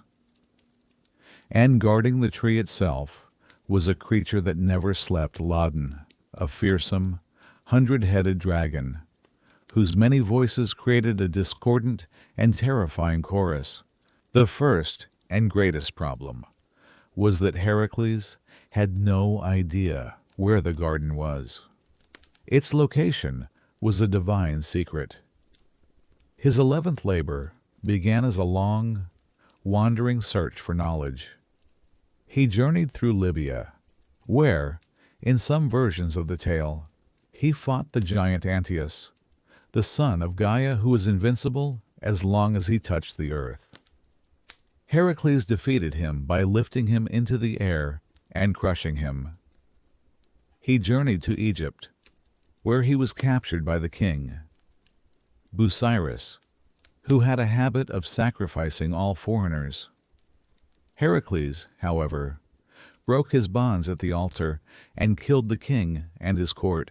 His journey eventually led him to a river, where he found Nereus, the wise and ancient god of the sea, asleep on the bank. Nereus was a shapeshifter and knew all the secrets of the deep.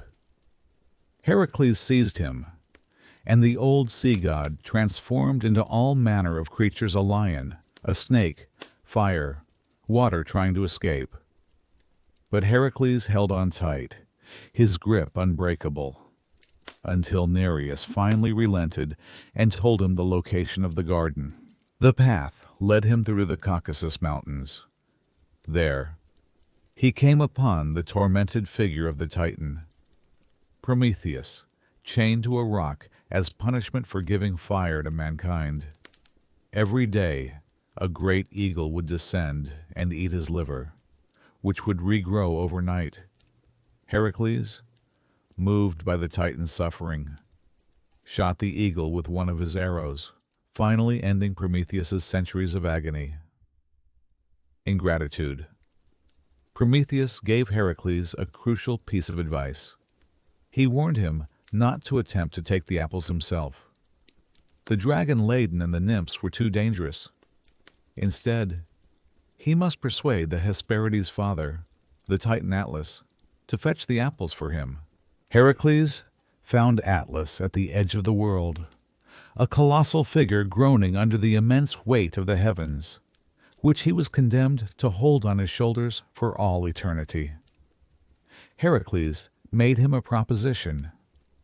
He, Heracles, would take the burden of the sky onto his own shoulders if Atlas would go into the nearby garden and retrieve 3 of the golden apples. Atlas, overjoyed at the prospect of even a momentary respite, readily agreed. Heracles braced himself, and the Titan carefully transferred the crushing weight of the celestial sphere onto the hero's shoulders. The burden was unimaginable, a weight that threatened to pulverize him. But Heracles, with his divine strength, held firm. Atlas, free for the first time in ages, walked into the garden and soon returned, holding the 3 beautiful, gleaming apples. But the taste of freedom had been too sweet. Atlas decided he did not want his old job back. "I will deliver these apples to Eurystheus myself," he said with a cunning smile. "You can just keep holding the sky for me." Heracles was trapped, but his long journey had taught him to be as cunning as he was strong. He pretended to agree to the new arrangement. "A fine idea," he said. "But could you just take the sky back for one moment? I need to adjust my lion-skin cloak on my shoulders to make a better cushion. The weight is quite uncomfortable." The foolish, unsuspecting Titan agreed. He set the apples down, and once again took the heavens upon his shoulders. Heracles simply picked up the golden apples, thanked Atlas for his help, and walked away, leaving the groaning Titan trapped once more in his eternal punishment. He returned to Eurystheus and presented him with the apples of immortality. The king, having no idea what to do with such powerful, divine objects, gave them back to Heracles, who in turn gave them to his protector, Athena. She then returned them to the garden, for they could not be allowed to remain in the mortal world. The time had finally come for the 12th and final labor. Eurystheus, having exhausted every monster, every challenge, and every corner of the known world, set a task that was meant to be a literal death sentence. He commanded Heracles to descend into the underworld, the realm of the dead, and bring back its fearsome guardian Cerberus, the 3-headed hound of Hades. No mortal had ever made such a journey and returned. The underworld was a one-way path, a kingdom of shadows and silence from which there was no escape. To even attempt this, Heracles knew he needed divine knowledge. He traveled to Eleusis, near Athens, and had himself initiated into the Eleusinian mysteries, sacred rites that promised initiates a blessed afterlife and taught the secrets of the passage between life and death. He was ritually cleansed of the blood guilt from his slaughter of the centaurs, preparing his soul for entry into the land of the dead. With the blessing of the gods, his descent began. He was guided on his path by the messenger god, Hermes, and his constant protector, Athena.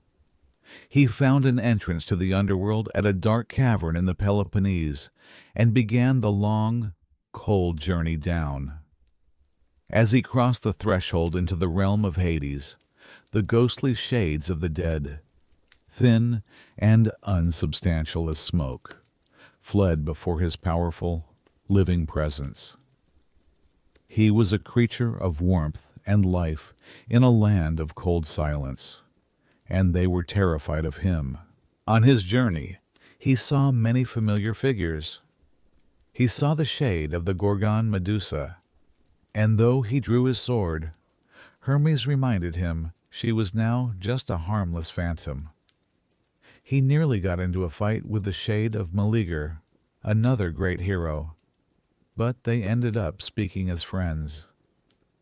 He even found his friends Theseus and Pirithous, trapped on chairs of forgetfulness as punishment for their own arrogant attempt to kidnap Persephone, the queen of the underworld. Heracles managed to pull Theseus free, but the ground trembled when he tried to save Pirithous, a sign that the man's crime was too great, and he was forced to leave him behind. Finally, Heracles arrived at the obsidian throne of Hades himself. He stood before the grim, silent god of the dead and his beautiful, solemn queen, Persephone. With great respect, Heracles did not demand, but asked. He explained his labor and requested permission to borrow Cerberus. Hades, perhaps impressed by the hero's courage and respect, or perhaps knowing no mortal could succeed, agreed.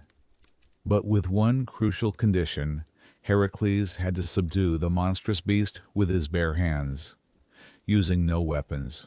Heracles accepted the terms. He found Cerberus at the gates of Acheron, the river of pain. The hound was a true nightmare. It had 3 snarling heads, its eyes glowing like embers. Its growl was the sound of rocks grinding together, and from its back grew the heads of countless snakes. Its tail was a living, venomous serpent with a head of its own. As Heracles approached, the beast lunged. Protected only by his lion-skin cloak, Heracles grappled with a hellhound. It was a battle of pure, primal violence. The 3 heads bit and snapped at him. The serpent tail lashed and struck, but Heracles wrapped his arms around the creature's necks and squeezed with all his might. Cerberus thrashed and howled, its cries echoing through the bleak halls of the underworld. But the hero's grip was unbreakable. He choked the beast into submission. He slung the now whimpering, defeated monster over his back and began the arduous journey back up to the world of light. When he emerged from the cavern, the sunlight terrified Cerberus, who vomited a poison that created the first wolfsbane plants. Heracles dragged the monstrous, struggling hound all the way to Tiryns and presented it in the court of Eurystheus. The king's reaction was absolute. Upon seeing the drooling, 3-headed nightmare from hell itself, he let out a scream of pure terror, leaped from his throne, and dove into his trusty bronze jar, begging Heracles to take the monster away. The final labor was complete. Heracles had done the impossible. He had walked into Death's kingdom and returned with its guardian. True to his word, he returned the frightened Cerberus to the underworld, where it resumed its post. His 12 labors were finished. His servitude was over. The 12 labors were complete. The servitude was over. Heracles, through a decade of impossible struggle, had paid his penance. He was, by the laws of gods and men, finally purified of the blood of his wife and children. He was a free man, but freedom, he would soon learn, is not the same as peace. What does a man whose entire life has been defined by violent servitude do when that servitude ends? He was the most famous man in the world, a living legend whose deeds were sung in every city. But he was also a figure of immense terror. People revered him from a distance, but they feared him up close. They saw the slayer of monsters, but they also remembered the man who had murdered his family in a fit of madness. He was adrift, a hero, without a cause, a man searching for a place to belong in a world that had no room for a power as great and as volatile as his. He left Tiryns, but he did not settle. He wandered. For a time, he rejoined the quest for the Golden Fleece, sailing with Jason and the Argonauts. But the tragic loss of his companion Hylas drove him away from their company in a fit of grief. He was a man of colossal emotions. His rages were legendary, but so was his capacity for sorrow. He was a warrior, but the wars were over. He was a father, but his children were dead. He was a husband, but his wife was a ghost. His past was a battlefield, and his future was a vast, empty plain.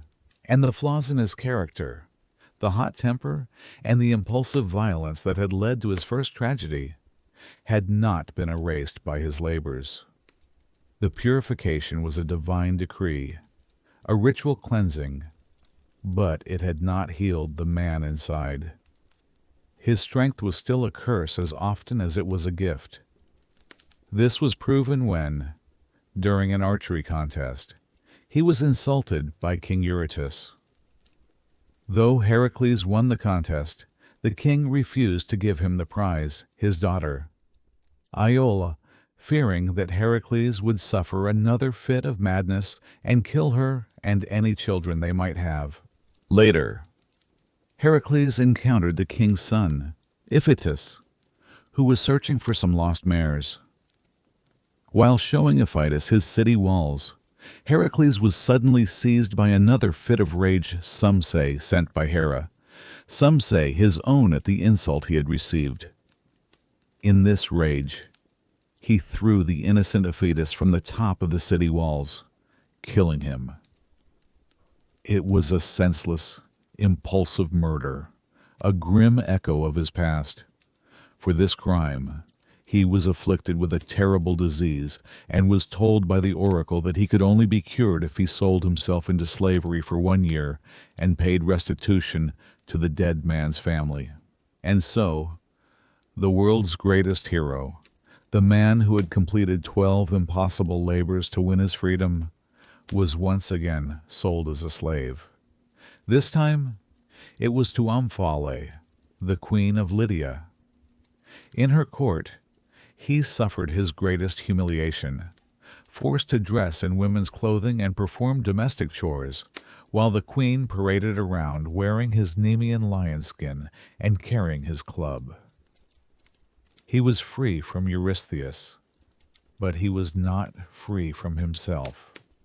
His greatest enemy, the monster within, still walked with him every day. After his period of servitude to Queen Omphale ended, Heracles, now cleansed of his latest crime, once again sought to build a life for himself, to find the domestic peace that seemed to constantly elude him. His gaze fell upon the beautiful princess of Calydon, a woman named Deianira, but winning her hand would require another battle. Deianira had many suitors, but her most formidable was Heracles, a powerful river god. To decide who would marry the princess, Heracles and Heracles engaged in a wrestling match. It was a contest of raw, elemental forces. Heracles was a shapeshifter, first turning into a slippery, coiling serpent, then into a great, bellowing bull. But Heracles, the master wrestler, could not be defeated. He dodged the serpent's fangs, and, when Heracles became a bull, Heracles met him head-on, seizing him by the horns and throwing him to the ground with such force that he broke off one of the god's horns. Defeated, Heracles retreated, and Heracles claimed his bride. For a time, there was peace once more. He and Deianira settled down and had children of their own. It seemed that Heracles, after all his suffering and wandering, might finally have found a second chance at the family life he so desperately craved. But Hera's curse was not so easily escaped. Its shadow was long, and it had one final, tragic act left to play out. While traveling with his new family, they came to the banks of the Avenus River, which was swollen and raging from recent rains. A centaur named Nessus was there, acting as a ferryman, offering to carry travelers across the treacherous current for a small fee. Heracles, confident in his own strength, waded across the river himself. But he entrusted Nessus with the task of carrying Deianira safely to the other side. Nessus, however, was a centaur in the old tradition wild, brutish, and driven by base impulse. As he reached the middle of the river, out of Heracles' immediate reach, he was overcome with lust for the beautiful princess and tried to assault her. Deianira screamed. Heracles, on the far bank, heard her cry of terror. Without a moment's hesitation, he drew his bow and selected an arrow, one of the arrows he had dipped in the fatal poison of the Lernaean Hydra so many years ago. He fired a single, perfect shot across the river, striking Nessus squarely in the chest. The centaur stumbled out of the river onto the bank, dying in agony from the incurable poison.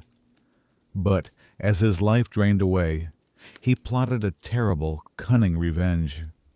With his dying breath, he spoke to a shocked and frightened Deianira. He told her not to be afraid.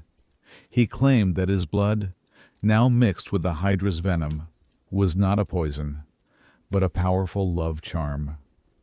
He instructed her to gather some of it in a vial and to keep it secret. If the day ever came that Heracles' love for her began to fade, or if his eye wandered to another woman, she had only to smear the potion on his clothing, and it would bind his heart to her forever, ensuring his eternal faithfulness.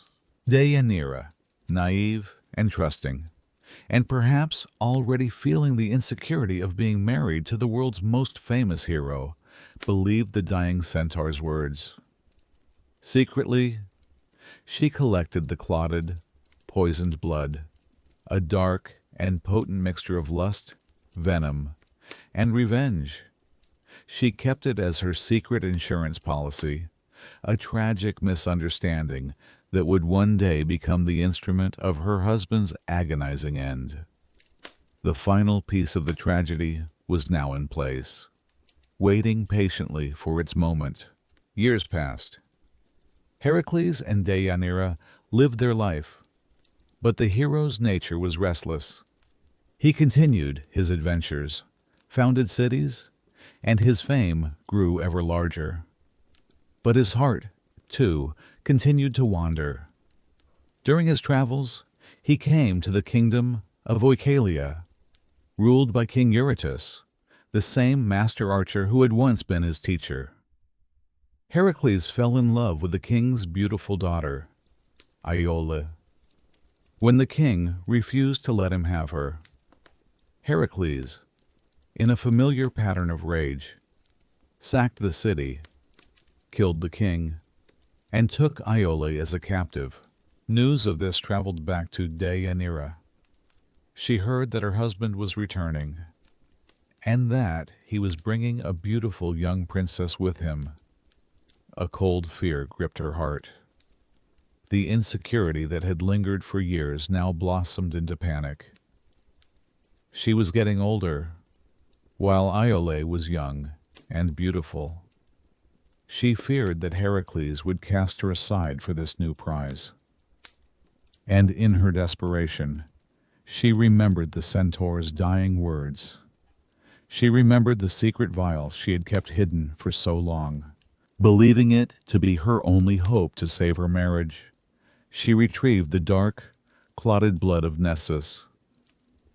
She took a fine, ornate tunic, a robe she had woven for her husband, and she carefully smeared the potion on the inside.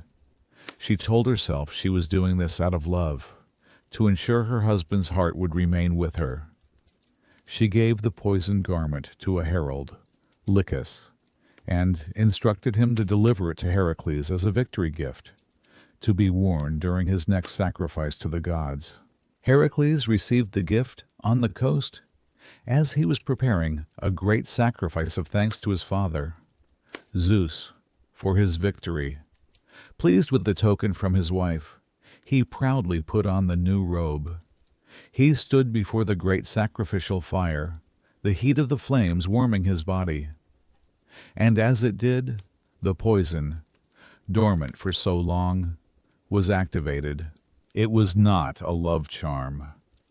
It was the unquenchable, corrosive venom of the Lernaean hydra, mixed with the vengeful blood of the centaur. An agonizing, burning pain erupted across Heracles' entire body. The robe seemed to melt, fusing to his skin like molten lead. The hydra's poison, for which there was no cure, began to eat away at his flesh, burning him from the inside out.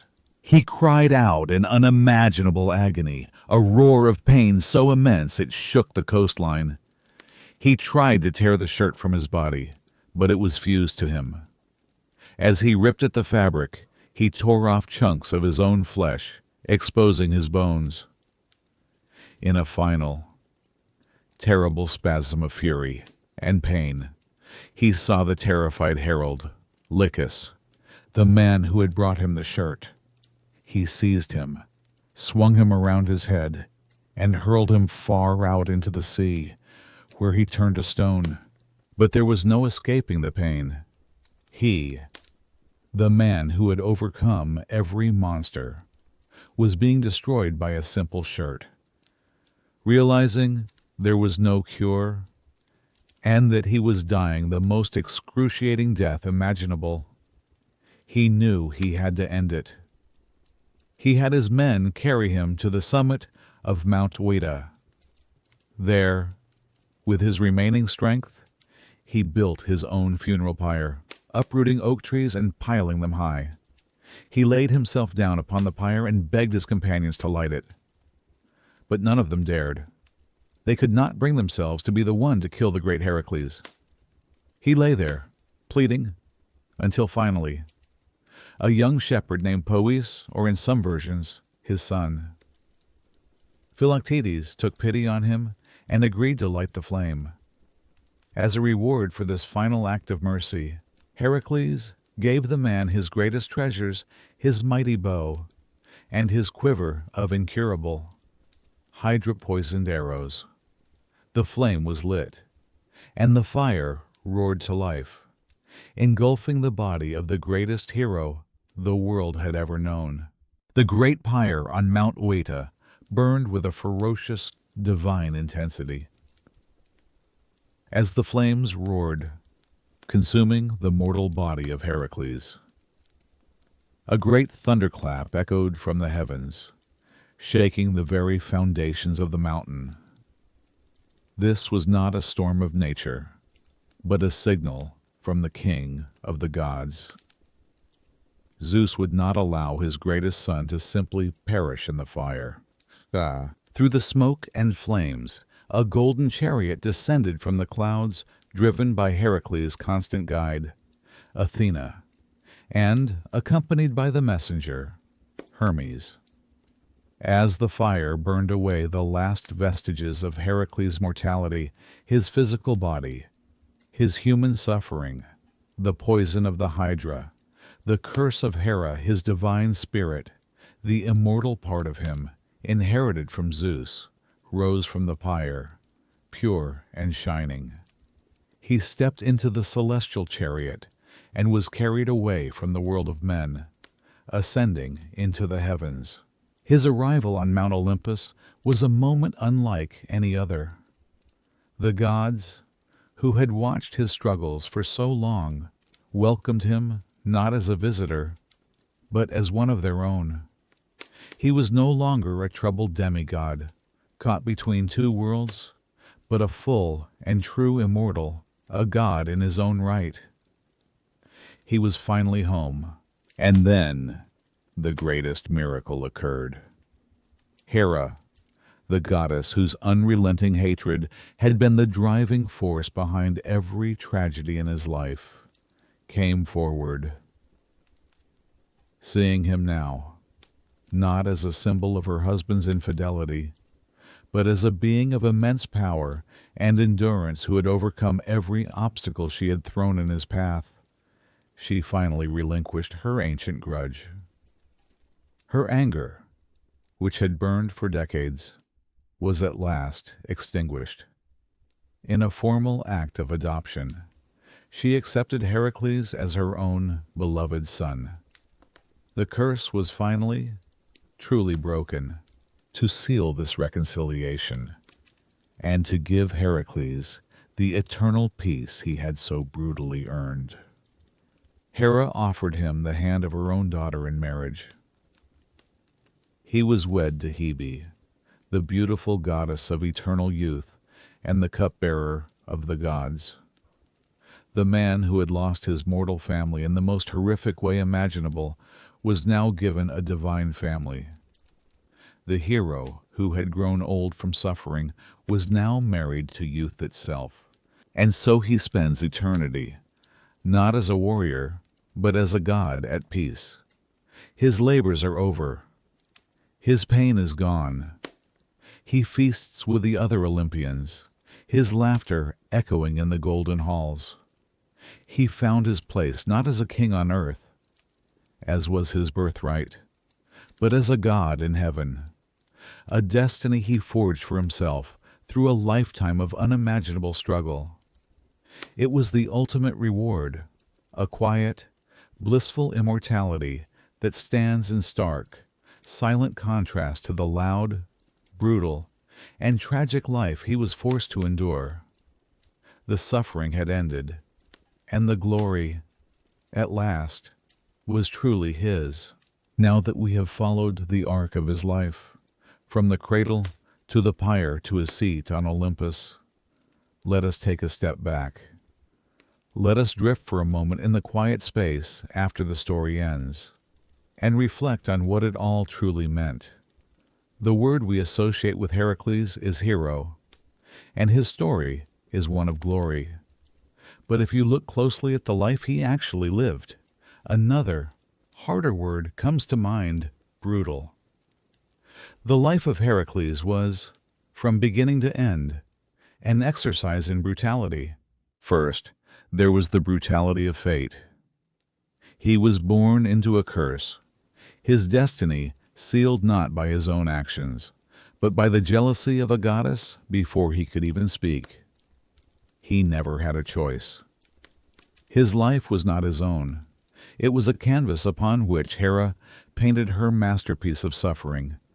He was denied his birthright as a king and sentenced to a life of servitude. His moments of happiness were deliberately, cruelly snatched away. He was a pawn in a divine game, and the rules were written to ensure he could never truly win, only endure. This is perhaps the greatest brutality of all: the lack of agency over one's own peace, the knowledge that a hostile, omnipotent force is actively working to ensure your misery. Then, there was the brutality of his own actions.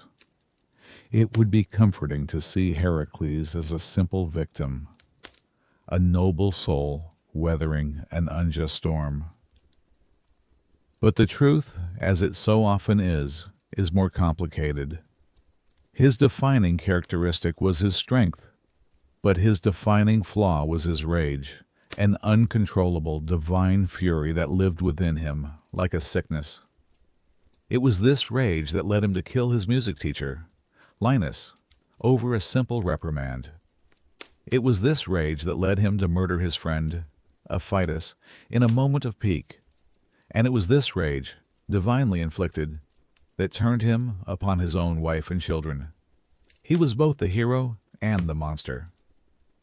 His hands could build and protect, but they could also smash and destroy with terrifying impartiality. The line between his heroism and his monstrosity was often frighteningly thin, a reminder that the greatest danger he posed was not to the beasts of the wilderness, but to those who dared to get close to him. There was also the brutality of the world he inhabited. The gods themselves were brutal. Hera's vengeance was personal and relentless. Zeus, his own father, was a figure of profound neglect, a distant landlord who created life and then largely abandoned it to its fate. And the mortals were no better. The kings he served, like Eurystheus and Augeas, were cowardly, greedy, and treacherous. They exploited his penance for their own gain, cheated him of his rightful pay, and hid in jars while he faced death on their behalf. His labors were not just fights against monsters. They were constant encounters with the worst aspects of mortal and divine nature. Finally, the labors themselves were brutal. We remember them as glorious feats, but think of the reality. The mares of Diomedes were tamed only after eating their own master, an act of horrific violence. The beautiful belt of Queen Hippolyta was secured only after he killed her in a tragic misunderstanding. The battle with the centaurs was not a clean fight, but a chaotic brawl that resulted in the agonizing, unintended deaths of his friends. Success, for Heracles, was almost always accompanied by collateral damage, by sorrow, by the brutal truth that to solve one problem, another was often created. His life was not a clean, heroic epic. It was a messy, bloody, and painful journey. The glory we speak of is the story that was polished and told afterward. The life itself was simply brutal. A mortal body can heal from almost any wound. A hero's body, half divine, even more so. The claws of the Nemean lion, the tusks of the Erymanthian boar, these were wounds of the flesh, and they faded. But the true story of Heracles is not written on his skin. It is written in the scars on his soul. And those are wounds that even apotheosis, even eternity on Mount Olympus, could never fully erase. The first and deepest of these scars was the one left by the murder of his family. Imagine that moment of waking, of the red mist of madness clearing from your eyes to reveal a horror of your own making. That is not a memory that can be purified by a ritual or absolved by a labor. It is a ghost that walks beside you for the rest of your days. Every subsequent victory, every monster slain would be haunted by that failure. What good is saving the world when you could not save your own children from yourself? This guilt was the foundation of his being, the central tragedy that drove his quest for atonement. It was a wound so deep that it became the very core of his identity. He was, before anything else, the man who had killed his own family. Then there were the scars of loss, the constant grief of being a danger to those he loved. Friendship with Heracles was a perilous thing. His young companion, Abderus, was literally torn apart by the very monsters Heracles had momentarily entrusted to him. The kind centaur, Pholus, who offered him hospitality, died simply from curiosity about the hero's deadly arrows. And most poignantly, his old teacher, the wise and immortal Chiron, was condemned to an eternity of agony from an accidental scratch by one of those same arrows. To be close to Heracles was to stand in the shadow of a falling mountain. His life was a trail of collateral damage, of friends and allies lost not to malice, but to the chaotic violence that clung to him like a shroud. Each loss was another scar, a reminder that his power was a contagion, and that love and friendship in his world were fragile, temporary things. There was also the scar of profound isolation. His immense power did not connect him to the world. It set him apart from it. Ordinary men, like his cousin Eurystheus, feared him. They did not see a protector. They saw a force of nature that could not be controlled. He was a demigod, and so he belonged fully to neither the world of mortals nor the world of gods.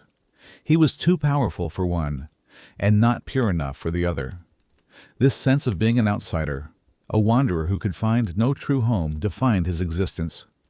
He was revered, yes, but he was rarely understood, and almost never truly accepted. His strength was his cage, isolating him from the simple human connection he seemed to crave more than anything else. And finally, there was the scar of humiliation. We remember the glory of the labors, but we forget the premise, servitude. For more than a decade, the greatest man in the world was a slave to a lesser, cowardly king. And later, he was sold again, forced to endure the shame of dressing as a woman and spinning wool for Queen Omphale. These were not just physical trials. They were deep, psychological wounds, constant reminders of his powerlessness in the face of fate and the gods. They were designed to strip him of his pride, his very sense of self. So when we picture him at the end, seated on Olympus, finally at peace, we should not imagine a pristine, unmarked God. We should imagine a soul covered in scars.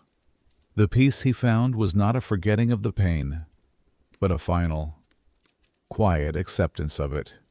His immortality was earned not by his strength, but by his unparalleled capacity to endure the wounds that never faded.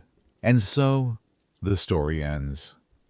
The hero finds his peace, the constellations keep their watch, and we are left in the quiet darkness to make sense of it all.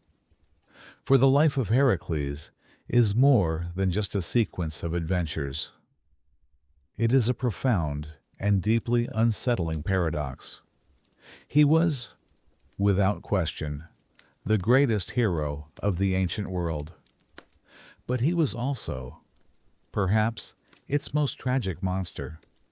To truly understand him is to be able to hold both of these truths in your mind at the same time, without flinching. On one hand, we have Heracles the savior, the civilizer. This is the hero we are most comfortable with. He is the bulwark of humanity against the forces of chaos. He slays the lion whose hide cannot be pierced. He outwits the regenerating hydra. He cleanses the land of blights and pestilence. He makes the world safer. The roads he walks upon become paths that others can follow without fear. He is a figure of order, a founder of cities and institutions like the Olympic Games, which sought to channel human aggression into peaceful competition. He is the champion who descends into the underworld and returns, proving that even the finality of death can be challenged. This is the Heracles that people built temples to, the face of strength and security, the comforting thought that when a monster appears, a hero will rise to meet it. This is the face of the protector. But there is another face, a darker one, etched with rage and grief.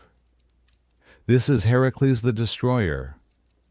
This is the man whose own untamed power was as dangerous as any monster he ever fought.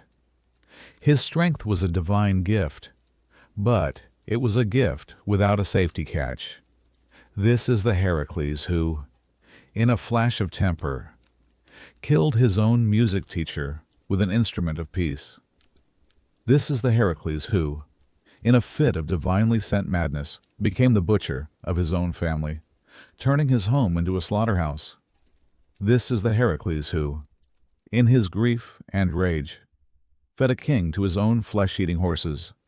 This is the Heracles whose very tools, the poisoned arrows that brought him victory, also brought agonizing death to his wisest friends and mentors by accident. How do we reconcile these two faces? The Greeks, in their wisdom, did not try to. They understood that the two were inseparable. Heracles' greatness was intrinsically linked to his capacity for destruction. His power to protect was the same power that enabled him to annihilate. He was not good despite his flaws. His flaws were part of the same superheated, divine core that made him great. He embodied a terrifying truth that the forces of civilization and the forces of chaos can reside within the same soul. He is the ultimate victim of a divine curse, a man whose life was a long, painful act of penance for a crime he was forced to commit. Yet, he is also a perpetrator, a man whose own choices and violent impulses led to suffering and death. He is a loving father and a loyal friend. Yet, being his friend or family member was often a death sentence. He is a servant of justice who often enacts that justice with a brutality that borders on tyranny. He is not a simple hero. He is a living contradiction, a man perpetually at war, not just with the monsters outside, but with the very nature of his own power. And it is this complexity, this refusal to be a simple character in a simple story, that makes him so utterly and enduringly human for all his divinity. If the story of Heracles teaches us about the brutal contradictions of being a hero, it also offers a quieter, more profound lesson. It is a lesson about one of the most fundamental and difficult of all human experiences, the act of endurance. His true, underlying labor was not the slaying of beasts, but the simple, agonizing act of continuing to live. His story is not, ultimately, about being invincible. He was wounded, tricked, humiliated, and broken time and time again. His real strength was not located in his colossal muscles, but in his will. It was the will that allowed him to get up and walk to Delphi after the madness, to accept a life of servitude when all he wanted was death. It was the will that made him chase a sacred deer for an entire year, a task of pure, monotonous patience. It was the will that allowed him to shoulder the heavens for Atlas, to bear a weight that was both physical and metaphorical. And it was the will that made him lie down on his own funeral pyre, to face his end with a final act of agency. His life suggests that true heroism is not about avoiding suffering. Suffering, in his world, was guaranteed. It was written into his fate by a vengeful goddess. Instead, heroism is about what you do in the face of that suffering. Do you let it destroy you, or do you find a way to endure it, to wrest some meaning from it, to transform it into a path toward atonement? Heracles chose to endure. He took the ugliest, most painful parts of his life, his guilt, his shame, his servitude, and made them the raw materials for his own salvation. We all, in our own lives, face our own labors. They are not battles with 9-headed serpents or golden-antlered deer, but they are monstrous in their own way. We face the labor of grief, of loss, of failure. We face the labor of injustice, of enduring situations that are unfair and beyond our control. We face the labor of confronting our own mistakes, our own moments of madness, and finding a way to atone and move forward. The story of Heracles has lasted for 3,000 years, not because we can physically relate to fighting a hydra, but because we can emotionally relate to the feeling of being overwhelmed, of facing a task that seems impossible, and of having to find the strength to simply keep going. He shows us that atonement is a long and arduous road, often paved with humiliation and tasks that feel beneath us. He shows us that even when purified, the scars of our past remain, shaping who we are. And he shows us that peace is possible, but it is not found by escaping pain. It is found on the other side of it. The eternal rest he finds on Olympus is meaningful only because of the immense suffering he endured to get there. This, then, might be the quiet truth at the heart of his brutal life. The greatest strength is not the power to win every battle, but the resilience to lose, and to lose terribly, and yet to continue. It is the strength to get up one more time than you are knocked down. Heracles' greatest victory was not over any monster, but over the crushing weight of his own despair. And in that victory, his story ceases to be just a myth, and becomes a timeless allegory for the enduring power of the human spirit. And so, let us leave the world of reflection, of scars and brutal truths, and travel to one final place. Not a dark forest or a wind-swept mountain, but a realm of eternal light and quiet. Let us picture him one last time, not as the weary warrior, but as the god he became. Imagine Heracles now on Mount Olympus. The air here is different. It smells not of blood or dust, but of ambrosia and nectar, the food and drink of the gods. The sounds are not the roars of monsters or the screams of the dying, but the soft, distant music of Apollo's lyre, a melody that never ends. The light is not the harsh sun of the desert or the gloom of the underworld, but a gentle, golden glow that emanates from the halls of the gods themselves. And in this place there is no pain. See him now. He is no longer dressed in the rough, blood-stained skin of a lion. He is robed in the fine, weightless garments of an Olympian. The colossal muscles, once hardened by a lifetime of struggle, are now relaxed. The lines of grief and rage that were carved into his face have smoothed away, leaving only a profound and unshakable calm. He is seated at the great banquet table of the gods, a golden cup in his hand, filled with nectar that tastes of peace. Across the table, he can see his father, Zeus, his gaze no longer distant, but filled with a quiet pride. He sees his sister, Athena, who offers him a knowing, respectful nod, and he sees Hera.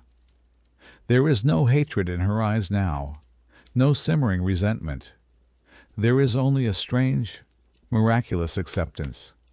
She is his mother-in-law, the mother of his divine bride. The war between them, the war that defined his entire mortal existence, is over. The silence between them is not one of tension, but of peace. And beside him sits his wife, Hebe, the goddess of eternal youth. Her presence is a constant, gentle reminder that his suffering is finished. He will never grow old, never feel the ache of his wounds, never again be touched by the ravages of time or sorrow. He is married to a new beginning that will never end. He is no longer the hero defined by his tragic past, but a god defined by his peaceful present. Think of the contrast. The man who wrestled with death now dines with the immortals. The man who was a slave to a cowardly king now sits as an equal among the rulers of the cosmos. The man whose mind was shattered by madness now knows only the clarity of a divine mind. The silence here on Olympus is the answer to the screams of his mortal life. It is the final reward. Not just the absence of pain, but the presence of a deep, abiding, and eternal calm. His labors are done. His journey is complete. He is finally, truly, at rest. And as Heracles rests in the eternal peace of Olympus, it is time for you to find your own. The day is over. Your own labors, whatever they may have been, are done. The strength you have spent, the challenges you have met, the weights you have shouldered, it is time to set them down. The monsters of your world can be left for another day. The hydra of endless tasks, the lion of difficult conversations, the crushing weight of the sky, let them fade. You have done enough for today. You have endured. Like the hero of our story, you have earned this quiet moment, this sacred pause at the closing of the day. Let the sounds of your world drift away. Let the noise and the worry recede, like the tide pulling away from the shore, leaving only a quiet, peaceful stillness. Feel the weight of your own body, a gentle gravity, a reminder that you are here, you are safe, and you are ready for rest. Breathe in, and let the peace of the evening fill you. Breathe out, and let go of the day. The story of Heracles is now a distant echo, a tale told by the stars. The kneeler in the sky is not in pain. He's simply a memory, a quiet shape in the vastness of space, a reminder that all struggle, no matter how great, eventually comes to an end. His battles are over. His fury is quieted. His quest is complete. And so is yours for tonight. There are no more tasks to perform, no more monsters to face. There is only the gentle darkness, the soft comfort of your bed, and the slow, easy rhythm of your own breathing. Let that rhythm be your guide now, leading you down into the quiet underworld of sleep, a peaceful kingdom where you can rest and be restored. Sleep now. Let the story of his struggle bring you the gift of stillness. Let his hard-won peace be your own. Sleep well,